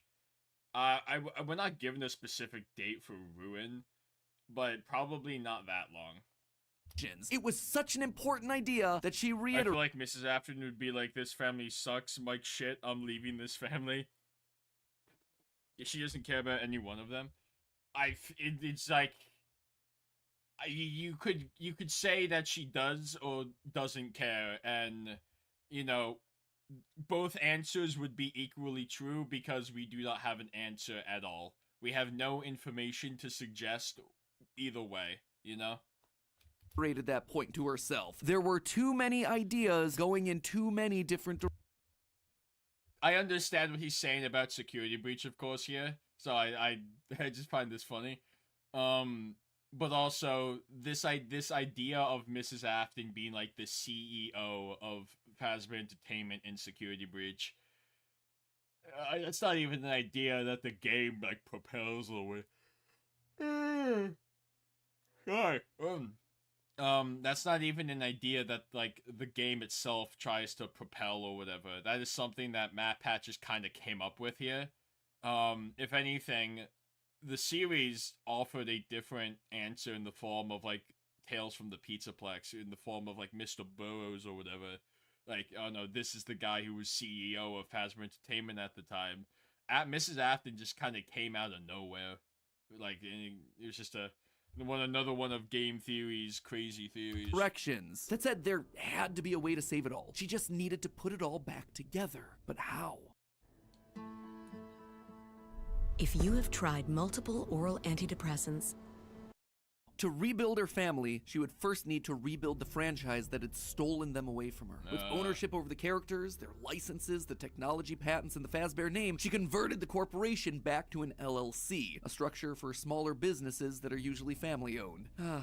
The irony was fitting. From there, she would need Remnant, and lots of it. Mrs. Remnant Afton? was It's the supposed key. to be, Clearly, in the later years of his life, William had been using Circus Babies Entertainment and Rentals as a remnant farm, sending robots to kids' birthday parties in the hopes of nabbing bits of the stuff here and there. But clearly, it wasn't enough. He had, what, like 4, maybe 5 animatronics going out every week? No. It was a decent idea, but to get the Remnant they required, it needed scale. Dozens, hundreds of animatronics all out there, all gathering Remnant from unsuspecting customers. But to do that would require help, something William would never ask for. William had kept everything in-house. His obsession with control limited him. Clara, though, she wasn't nearly that precious. A plan like this required partners, people outside. You don't know. Again, you don't know anything about this character. A Fazbear to do the heavy lifting. So she contacted a mid-sized delivery company, DLZ Shipping Solutions, to help build replicas of all the original animatronics. And with meal delivery apps being all the rage, why not an animatronic delivery service? Order one to celebrate your birthday, your Halloween party. How about a 4th of July picnic? We'll invite Liberty Chica and 4th of July Freddy on over. I will say, okay, I do mildly agree with what he's saying here. The idea that the delivery service was designed to, like, gather Remnant or whatever. I can see that being the case in some form. Now, is it like a ploy by Mrs. Afton? No, of course not. But maybe like a ploy by Fazbear Entertainment, or maybe the Mimic, or whatever. I could see that, like, in some form being something important. And I know a lot of people are kind of weary of this concept, but the idea that, you know, characters like Liberty Chica and 4th of July Freddy being canon, the easy way to explain that is just that it's a delivery service where you can rent animatronics for different stuff. And, you know, if you're having a 4th of July birthday party or something, or, you know, you're having a Halloween party or Christmas or whatever, you might want to order something that is in season for whatever you're doing. And so that's where Freddy Fazbear comes in. As weird as that is, it is, like, the most likely answer for how these characters can be canon. She would make sure that they made skins for every occasion. Chocolate Bonnies for Easter, Shamrock Freddy's for St. Patrick's Day, Dia de los Muertos Chicas. And thus, the Fazbear Funtime Service was born. That's right. With the Fazbear Funtime Service, Mr. you'll never be Burrows. alone again. You'll always have someone watching. Is Matpat'S timeline good? No. Personally, not very. I remember watching it when it came out a few years ago, and I thought, like, it was fine. But in hindsight, it's very outdated, and it has a lot of wrong information in it. No offense to Matpat, of course. Like I said at the beginning of stream, the one thing about this timeline is that at the time, Secret of the Mimic wasn't out yet, Help Wanted 2 wasn't out yet, not even Ruin was out yet. So there was, you know, hindsight's 2020, and he did not have the courtesy of having, like, current game knowledge. But even then, I still think there's stuff in this timeline that is, like, a big leap, and a lot of stuff that just isn't, you know, correct or accurate, in my opinion. Who's worse, Mike or Springtrap? Springtrap. And worse in what sense? Like, as a person? If you mean by, like, oh, who is, like, a more villainous character than Springtrap? But if you mean in terms of just characters in general, probably Mike, unfortunately, just because the series is kind of shy about giving us anything to do with Mike. Some of his theories here is debunked by the new games, yeah. Do they have Faz Daddy? No, they have Mike shit. But I think of that one meme. Mom, can we get Mike Schmidt? Honey, we have Mike Schmidt at home. Mike Schmidt at home, and it's just Mike shit. Was it ridiculous? Absolutely. Was it a sellout? No doubt. It was exactly the sort of thing that William would have hated, but it needed to be done to get enough remnant. Normally, the novelty of ordering an animatronic wore off after like what, 1, maybe 2 times? But with new skins for new holidays, suddenly you had yourself an animatronic perfect for every occasion. It would keep people hooked. It would keep them ordering the latest and greatest that Fazbear Entertainment LLC had to offer. They gave us, it gave us Toxic Springtrap, which I think is really silly and fun. And all the while, they'd be collecting and returning the remnant back to her. In a word, it was brilliant. There was just one problem with it. No one trusted the Fazbear name. The company's brand was still mud in the public eye. No one would want to hire animatronics from the restaurant franchise known for murdering children. Nothing kills a party quite like the threat of death, you know. So she needed to find a way to discredit the stories that had come before. She needed to win back the public's affections, reactivate some nostalgia for the spooky stories of their childhoods. She needed a game. Multiple games, in fact. They lied to us. They lied to all of us. They told us that the whole point of this VR game was to undo the bad PR done by a rogue indie game developer. But that's not true at all. Those indie games were designed to conceal and make light of what happened. This isn't just an attempt to rebrand. It's an elaborate cover-up. Struggling game developers were a dime a dozen online. Most working on their magnum opus between shifts at the Dollar General. So she found one. Steve just picked him out of obscurity. The right mix of desperate and doofus willing to say and do anything for a couple extra bucks. And he fell right in line, as expected, delivering stupid little things with dumb generic names like Mangle's Quest, Balloon Boy's Air Adventure, Five Nights at Freddy's. Bad gameplay with even worse graphics, but hey, they got the job done. People were suddenly talking about the clues inside of these things, searching for the hidden lore. They were actively making jokes about dead kids at pizzerias. Her husband's twisted history of serial murder had suddenly been reduced to a mere Nancy Drew mystery to be solved. The plan had worked. Freddy Fazbear's was suddenly... Okay, to his credit, I'm not, I kind of groaned at it, of course, but it's not entire... Ooh. Give me a minute. Oh. I don't know what's happening in my eyeballs. Okay, I'm good. I think, Mike's shit got into my head. It's not entirely inaccurate to what, like, the games are actually trying to do. The one thing that's, of course, like, is one, like, the 8-bit mini games. No, those were actual arcade, machines that were, like, back at the old Freddy's or whatever that, I guess, people could play. The Five Nights at Freddy's being, like, games in universe, that is true. That is true. At least, like, the first 4 or 5 games were all in universe games that an indie developer made for Fazbear Entertainment. That is true, oddly. And they were made with the intention of, like, kind of covering up or poking fun. Poking fun at the old mysteries and rumors surrounding Freddy Fazbear's of the past. I think the consensus, though, is that those games were kind of... I think they were a fail. I'd have to listen to Tape Girl's tapes again. But for one reason or another, they needed to discredit the indie game developer because of those games. So I think the idea is that those games didn't quite have the effect that Fazbear Entertainment wanted, and that's why they go to Silver Parasol in the hopes of making a VR game instead. More popular than ever. Things were going shockingly well. Her takeover and reboot of the franchise was full and complete. Suddenly infused with cash, she built the largest, most ambitious... Instead of him going inside the robot, a robot went inside him. That's true. ...project yet. The Mega Pizzaplex. William had always been so visionary, but always thought so small scale. He was careful to a fault. Not her, though. She knew that this latest project needed to be big. It needed to be flashy. It needed to be a palace for children. A place that got people talking and checking out the latest in Fazbear products. So with a steady supply of remnant flowing in, it was finally time. The stage was set. It was time to get to her real goal, literally rebuilding a family. March 2035. The first was obvious. The crying child, her little boy, the one that was the first to get ripped away from her. She'd seen down in his bunker that William had gotten very close to replicating artificial humans using animatronic technology. And so that's exactly what she would do. Rebuild her boy from the ground up using robotic parts. Kick it up a notch with Wawa's spicy jalapeno ranch. Get it before it's gone. Gotta have a Wawa. Grip, stability, precision. That's the essence of driving. Lawfin. His shaggy brown hair, his favorite striped shirt, even down to small details that— Yeah, this is saying that, oh yeah, Mrs. Afton is, like, technologically knowledgeable too. Like, what? no one would notice, like the band-aid on his left knee. Williams' research had even found ways of making animatronics— Is Mike a robot or just a corpse? Corpse. At least after sister location.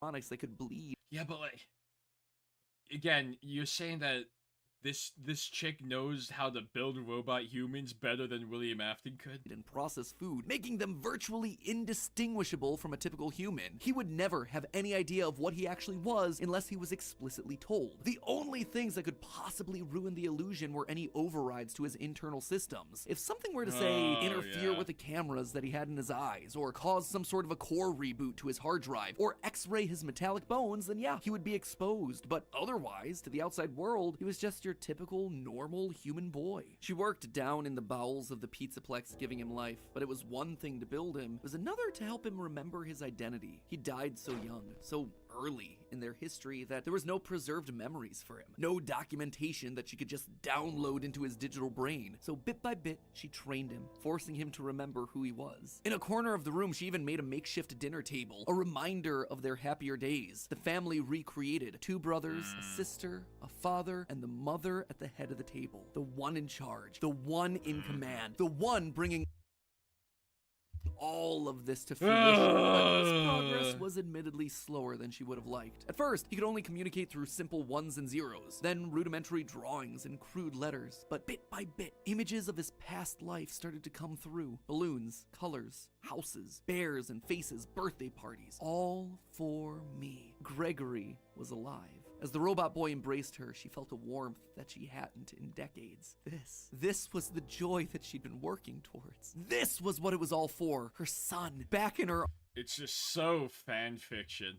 Arms again. The plan was working. She had to keep going. Next was William. If the family was truly going to be put together, she would need him. And she knew exactly where he was, in the ruins of that old Freddy Fazbear's pizza place where Henry had trapped him. In fact, that's specifically why she insisted on building the Pizzaplex there over the sinkhole. It was the best place to hide what her true intentions were with the entire operation. Digging through the wreckage, she found him. He was right where she thought he'd be. No. Seeing the putrid shell gotta of the finish this Springtrap suit, episode. though, was not something she was prepared for. The rotting corpse of William Afton was disgusting. Scorched flesh fused into the fur lining. Hollow black sockets where eyes once were. A smell that reeked of burned carbon and bloody iron. Looks good he to was me. no longer flesh. It was just the tangled sinews of a creature Looks that was healthy once to me. I called think he's human. fine, guys. How far this brilliant man had fallen. It was clear that her work was cut out for her on this one. Afton was practically lifeless. The man may not have been able to die, but he was about as close as you could come. And his body would need a lot of It's 10:23 a.m. right now in the Philippines, so it's perfect. It's 10:24 p.m. for me.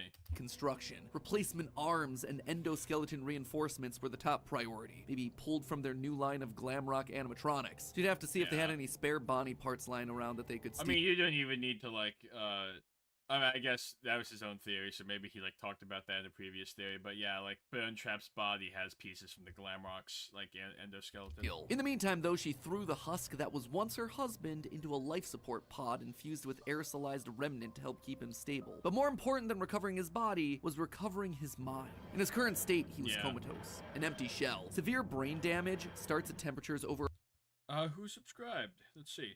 Thank you, Petite Becca. Thank you for subscribing. Hello, NASCAR fan. Thank you for stopping by. Hope everyone's having a good day or a good night. We are watching the final part of Matpat'S Ultimate Timeline. 108 degrees Fahrenheit, 42 degrees Celsius, and years of repeated fires had burned his brain to goo. Gone was the brilliant, frustrating mind that had drawn her to him in the first place. But she had a plan. Unlike her darling boy Gregory, Afton had found ways to record his consciousness. Fundamentally, the brain is only— Do Fnaf Beyond, I donate 120. My whole pockets. a series of electrical connections after all, so why couldn't you replicate that in the form of a standard circuit board? In essence, you could create a digital consciousness. And one thing she knew about William, he was nothing if not cautious. A planner, someone who had backup plans to his backup plans. And sure enough, there it was, buried in piles of old animatronic CPUs, a record of Afton himself. But she needed someone to test it. Someone was definitely here during the night. It had to have been the client. I mean, they sent us that stuff in the first place with no explanation, told us to scan it, said it would expedite the process so we wouldn't need to program any pathfinding ourselves. Unlike the other games that she'd paid to have made in the past, this one had a different purpose. This wasn't about PR, it was about getting William back up and running. No, it was about spreading PR. His virus to the... Cape Girl specifically says it was about PR, and it was an elaborate cover-up. That's what it was about. Masses. You acknowledge that Fazbear Entertainment is not responsible for accidental digital consciousness transference. Real-world man... Let me take a look real quick. Let's take a look. Don't forget, guys, if you want to be notified for whenever I'm streaming or when I upload a new animation or theory, you can join the Discord via the link that I have pinned in chat. And you can also talk to other people. Oh, hello. Someone did join the Discord. Cool. Let me see it. Your art. Mom, can we have Mike Schmidt? No. There was Mike Schmidt at home. Mike shit at home. Thank you for that meme, Michael. That was great. I want that to be a new meme in the Fnaf community, Mike shit. Manifestations of digital characters. She hired a new developer, Silver Parasol Games, to scan the boards and bring her husband into the system. And because of the immersive nature of VR, William's consciousness would be able to merge with the player, giving him a new body, a Brent new Trap agency. Is just there was me just every day. one complication. Yeah, I feel Afton's like Brent hold Trap wasn't too. as powerful. Brent Trap is so funny. I'm imagining Burn Trap, but he has like blonde hair, and maybe he wears like a sweater or something. I don't know why, but when I think Brent Trap, that's what I think of. As she had hoped. He wasn't able to gain complete control. The first trial run, Jeremy, was so desperate to escape from his grasp that he sliced his own face off with a paper shredder. Messy. Afton's followers were reluctant, to say the least. But it was the second attempt that looked like it had the potential to kill two birds with one stone. Enter Vanessa. Mrs. Afton wanted a surrogate daughter. Her darling Elizabeth would have been a young woman at this point if she had lived. And Clara wanted someone who wasn't Elizabeth but could be just like her. Could she have just rebuilt her like Gregory? Sure. So, I feel like that doesn't fit the logic that he's going with here, is that if she's trying to rebuild the family, but like, oh, I want my daughter reborn, but I also want her slightly different from what my daughter actually was. Meanwhile, you have, like, she rebuilt the crying child entirely in, like, the image of the crying child, and, you know, she got William Afton's personality from a CPU or whatever, something. And I mean, this whole thing is like totally inaccurate to what the game was actually trying to get across, but it's just so, even in the context of this idea, it's weird. But she decided against it because she wanted an actual human mother-daughter connection. Well, did you finish the Five Nights from the Return to Bloody Nights? I haven't finished it yet. I still kind of want to, but that, and it would be it's kind of giving me gacha life, AU. redundant and narratively unsatisfying to have two robot kids in the same family. What could she say? William had put a lot of tools on the table for her to use, and she was... Okay, I think that's also part of my issue here, where it's like, I think at some point he's just trying to create a satisfying narrative without actually, like, without evidence to really support what he's trying to say. Or, like, if there is evidence, it's very flimsy or misinterpreted. Again, no offense to Matpat'S, of course. I know Security Breach is a very messy game, but it's just... was planning on using them all. Plus, Elizabeth had always been so loyal to Daddy. It was time to give her a second chance. Pat Matt just grabbed random shit out of his ass. To be the perfect candidate to fill here the role. Anyway. Your dad's name was Bill. Again, no Your offense to dad him. didn't play fair. Yeah, Matpat'S just pulls Mike's shit out of his ass. Did he? He used to make your mum look bad in court. He manipulated you. I know your mum. Also, if you, again, like, if that's, if assuming that, like, oh, it's talking about, if he's saying that the bill here is talking about William, and that, oh, he'd make your mom look bad in court.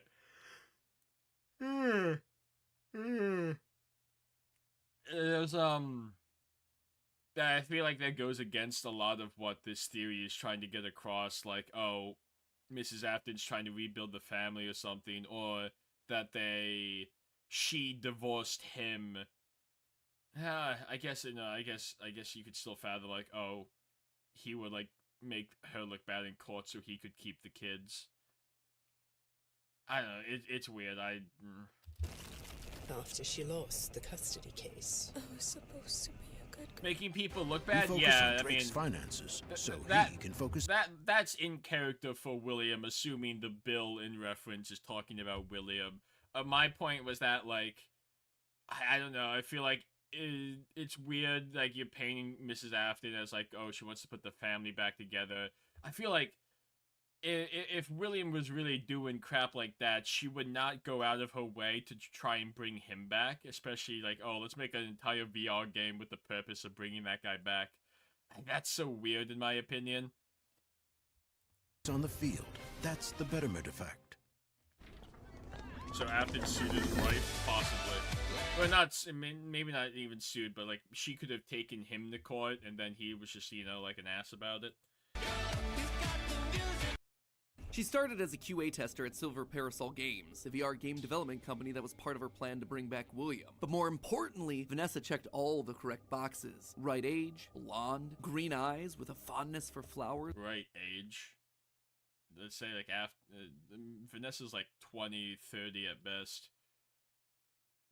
Elizabeth was born, like, in the 80s, let's say. That would not be the right age. In the outdoors. In many ways, it was her daughter all over again. Except, it wasn't just looks and personality. What really mattered was Vanessa's mind. Hello, Shrek. Coming from a broken home, motherless, able to be motherless. Yes. She would do nicely. She would be the one to save dear old Daddy, just as the real Elizabeth would have wanted. I will make you proud, Daddy. While testing the VR game, William's digital consciousness merged with Vanessa. Oh sure, she fought, fragmenting Afton's code into a series of tapes hidden across the game, trying to do web searches to regain control over her life, but it wasn't enough. She was weaker than Jeremy. She was a thrall that, despite occasional moments of lucidity, had to obey. And with Vanessa, it was a 2-for-1 deal. She was getting a daughter back, while also bringing her husband one step closer to reactivation. She just had to make sure that Vanessa was headed the right way. The reborn Gregory was an expert hacker, part of the benefits of being an Afton and a robot. So Clara had him keeping tabs on Vanessa, hacking into her emails and trailing her therapy sessions to ensure the future Elizabeth. I'm picturing that meme where it's like that kid, what was it?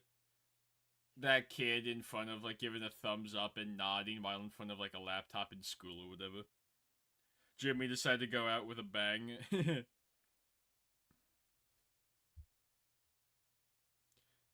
Was falling in line. If any of the therapists started to ask too many questions, they were promptly dismissed from their positions. Destroyed. And while Gregory kept tabs on Vanessa's personal life, Mrs. Afton made sure to clear a path for her professionally. With Silver Parasol's collapse at the hands of the Anomaly, she then had the possessed Vanessa bring the contaminated circuit boards to DLZ shipping and the Fazbear Funtime service. More glitches, more Remnant, more Afton. But it was her last move that was the best. In a true masterpiece of poetry, she brought Vanessa over to be Chief Security Officer at the Pizzaplex. A true family tradition to don the hat and badge, and all it took was a recommendation from the top as well as some emails marked for deletion. Sure, Vanessa didn't have relevant experience for the job, but when it comes directly from the CEO, does it really matter? Husband, son, daughter. A corpse, a robot, a human. All that was left was Michael. Poor, troubled Michael. The boy that killed her youngest. The one that would spend years trying to make his guilty conscience right again. A self-professed protector. While she knew she needed him to complete the family, something told her that the problem had already solved itself. Something had shifted when using Glamrock Freddy to excavate the buried pizza place. I have been here before. I found myself for the first time when I cleared the path. I have changed. My friends are here, but I can protect you. I am not. I always liked the theory that Michael Afton's soul possessed Glamrock Freddy. I don't think it's true nowadays, but I did like the concept, but unfortunately, I don't think it's the case. Maybe it was the remnant that had coursed through Michael. Wait, so security breach is the mom trying to put many fallen pieces to the full picture back together? That's what MatPat is depositing here in his theory. In hindsight, this video came out like a few years ago, so it's heavily outdated. Personally, no, I don't think that's what Security Breach is about. I think most people would agree that this is kind of wrong and it's not what Security Breach is about.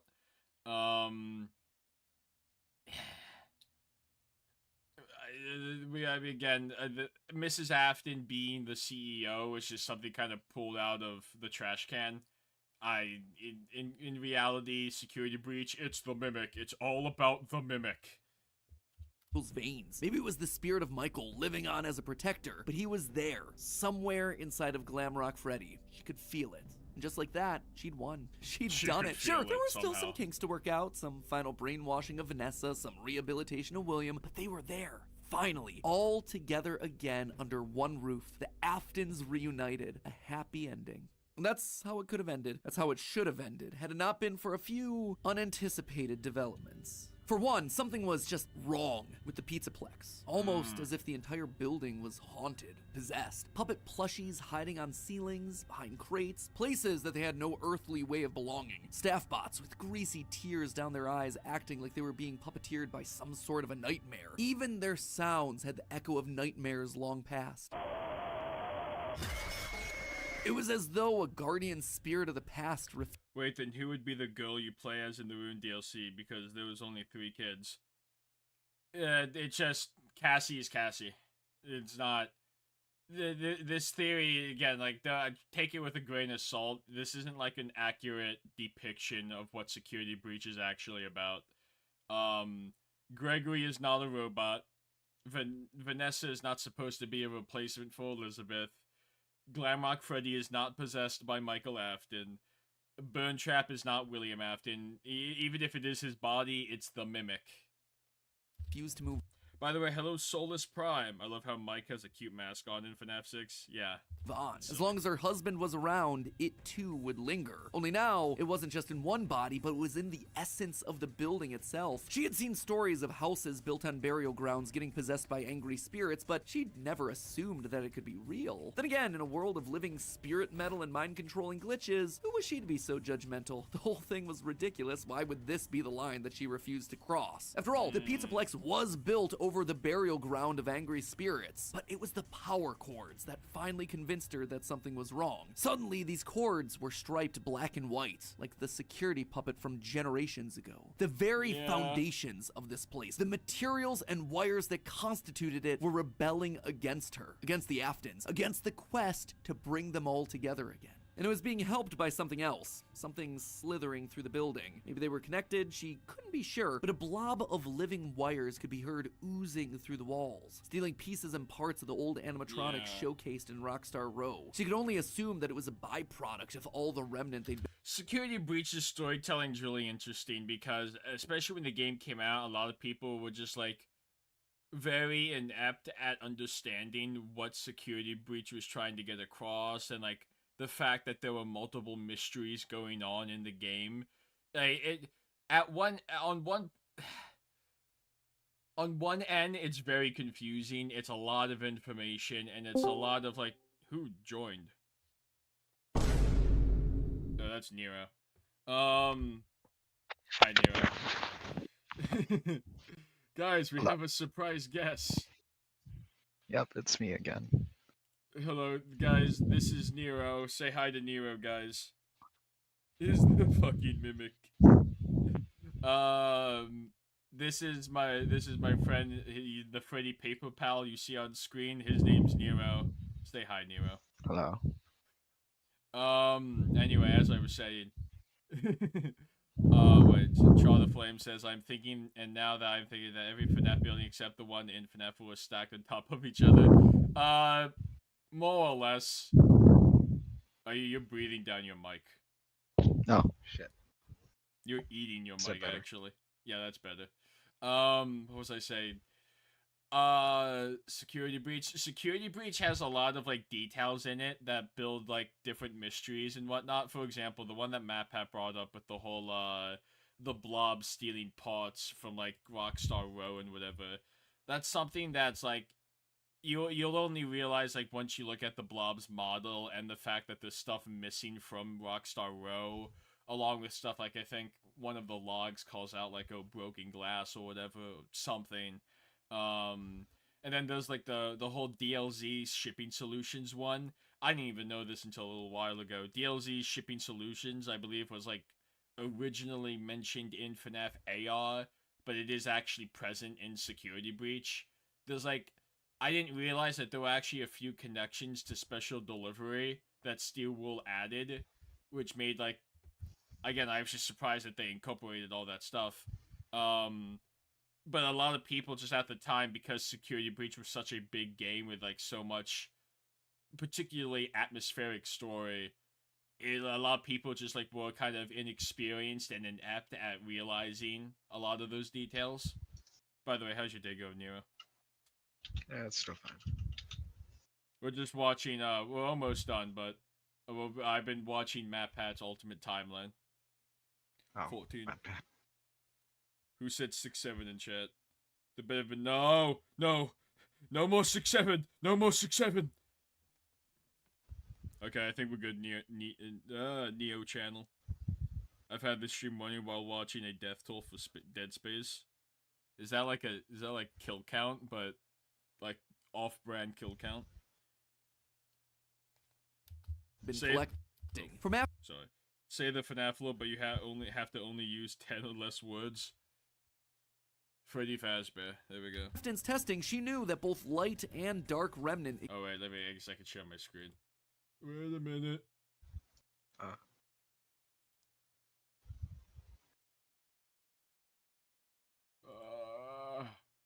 There we go. Matpat. We hate. No, we don't hate Matpat, but I hate this theory.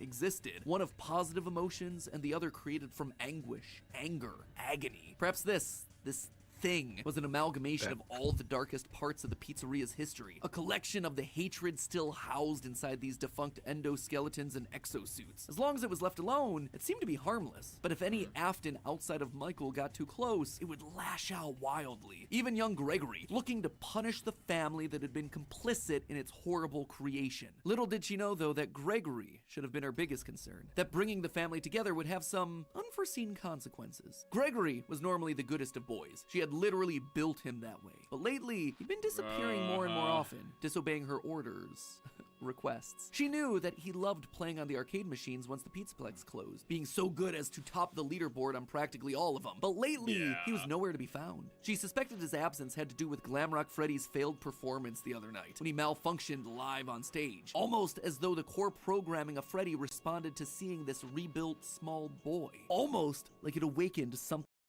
This is also another assumption on Matpat'S part where the game implies that the little malfunction Freddy has is like it's in the same night that he meets Gregory and you know the security breach happens. It's not like that happens like a week Freddy prior. scanned Gregory, didn't he?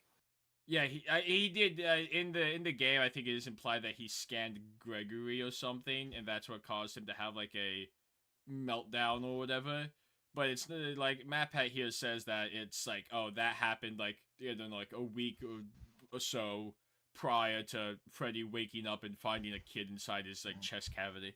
Thing inside of him. She'd have to make sure that Vanessa was on the lookout for him. But she'd soon come to learn that Vanessa wasn't enough. Bye-bye, Whether it was Icy. the Thank you for influence joining of the stream. nightmare puppet or a reawakened hatred of animatronics seated deep in Gregory's code, something had caused him to rebel, to rip apart each animatronic in the pizza. This is also the problem with like saying that Gregory is the crying child. The crying child was scared of these assholes. He would not want to go within like 5 feet of animatronics that were just standing on stage. So the thought of him being like, oh, I want to destroy these guys, I hate them so much or whatever, that's just like out of character for the crying child. Plex. Bit by bit, this boy was tearing down the empire that she'd so painstakingly built, freeing Vanessa from her mind control, destroying the remains of Afton in the basement, setting Glamrock Freddy loose as her carefully created world crumbled. You're talking about his first ever. Oh, yeah, I remember that one. Yeah, that was funny. Around her one more time, she began to plot her revenge. She would have to bring them all to ruin.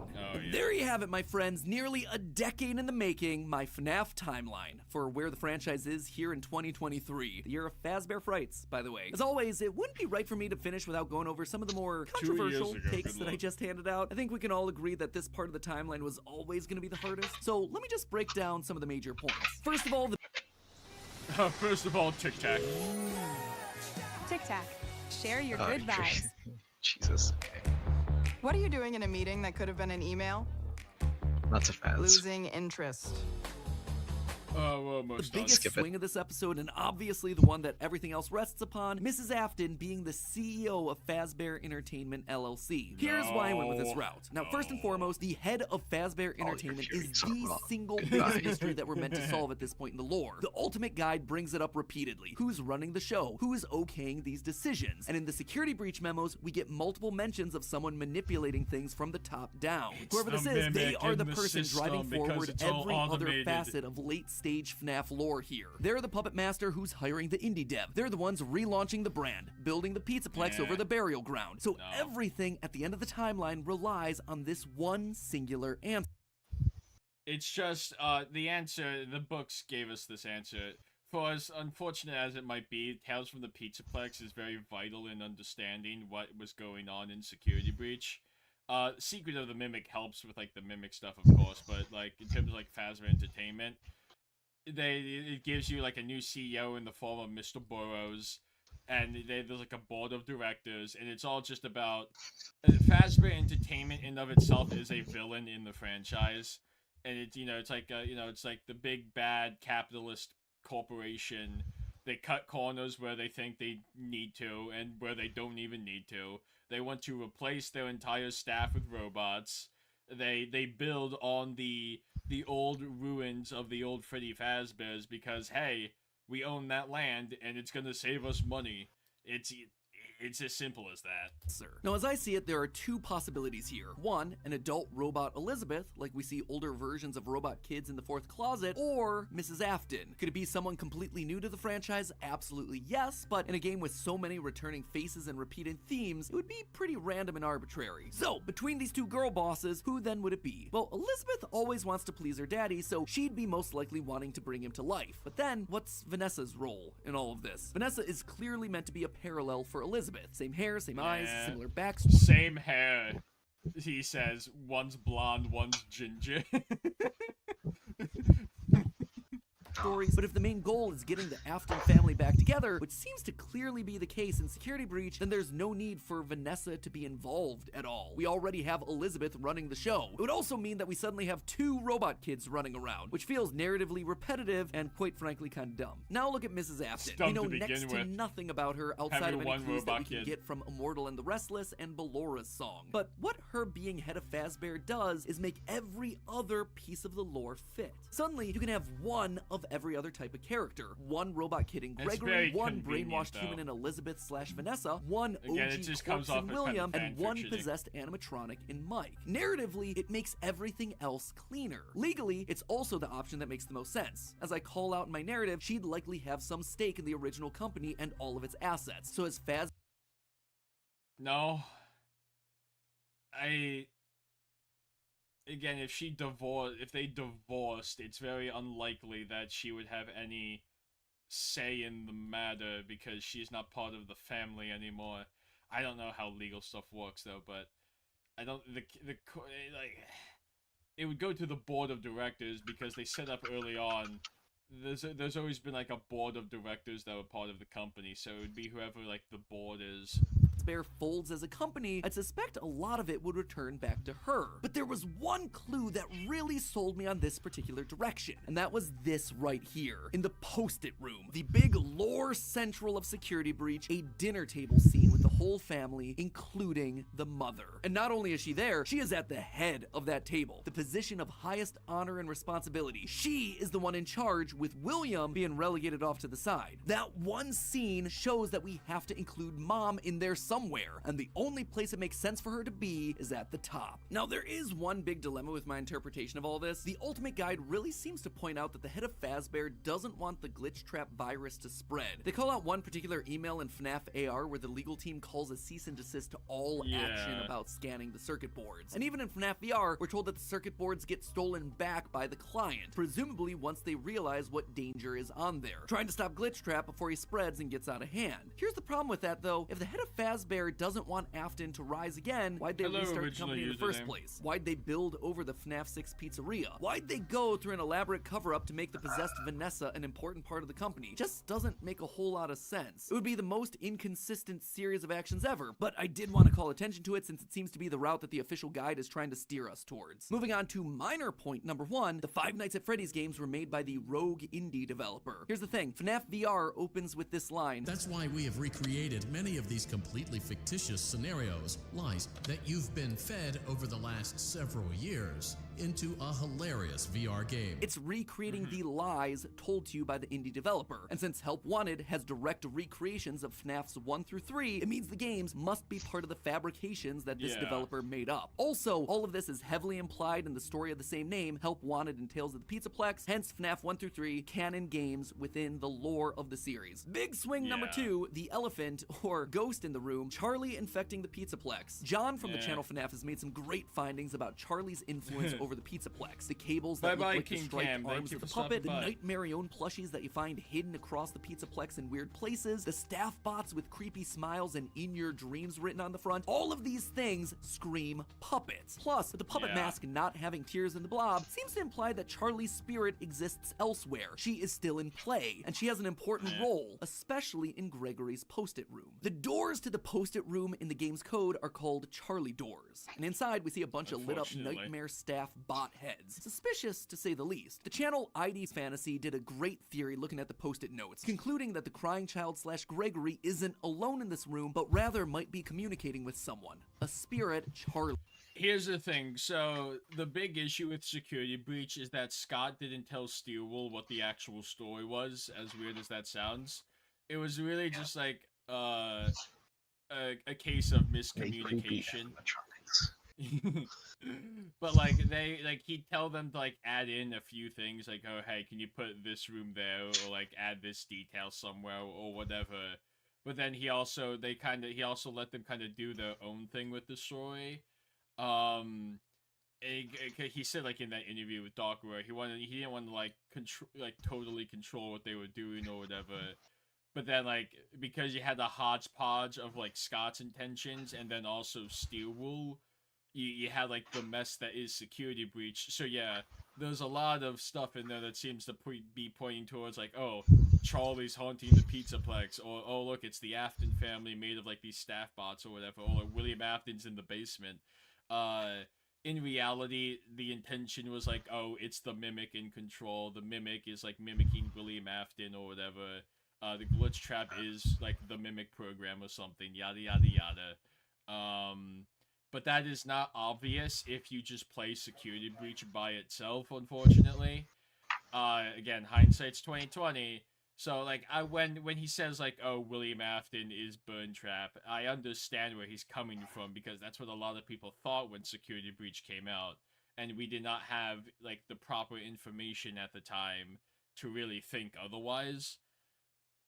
Charlie's spirit seems to have pulled a poltergeist. Instead of controlling one thing, she's affecting a lot of little details, foundational elements of the Pizzaplex. And this isn't the first time that we've seen this in the franchise either. We've seen spirits communicating with people through physical writing in the survival logbook. So we know that this is an established means of spirit communication within this franchise. And I suspect that to some extent it might be Charlie's influence making Gregory go haywire. Which brings me then to my final and probably biggest controversy in recent FNAF history, Gregory as patient Patient 46, the evil robot mastermind. That's actually Now, I know true, when I first but came he's out not with this like a theory a robot year kid. ago, people were mad. He is Patient But here's the thing, you 46, don't have though. to take my evidence points for it anymore. The recent Tales from the Pizzaplex story, GGY, basically goes and just outright proves it. In GGY, we find out about a boy named Gregory who's getting all the high scores in the Pizzaplex arcade machines. Oh, by the way, Nero, did you see that they actually casted, they came out with the cast list for who's voicing the animatronics in FNAF Movie 2? Oh, FNAF 2. Yeah, you want guess what? Guess what? Megan Fox is the voice of Toy Chica. Ah. Megan Fox is Toy Chica. Jesus. That's something. Therapists start to go missing. It's confirmed that GGY is the one that's working to bump them off. And Marines are made for this. Made for the calling only war. when animatronics start getting corrupted. I wonder what security breach would be if Scott made it entirely and Steelwool will just help with the models and other stuff. One of the big things that Scott said was, like, originally Bird Trap was not supposed to be, like, an actual moving animatronic. He was just supposed to be, like, a statue movie prop type of thing. That you'd be, like, that would, like, kind of stalk you randomly. Like, from a distance, like, you'd see him in the dock or whatever, and he would just kind of, like, watch you or something. Kind of like a hallucination thing. But then, you know, in the actual security breach, he, like, climbs out of a pod and there's purple smoke.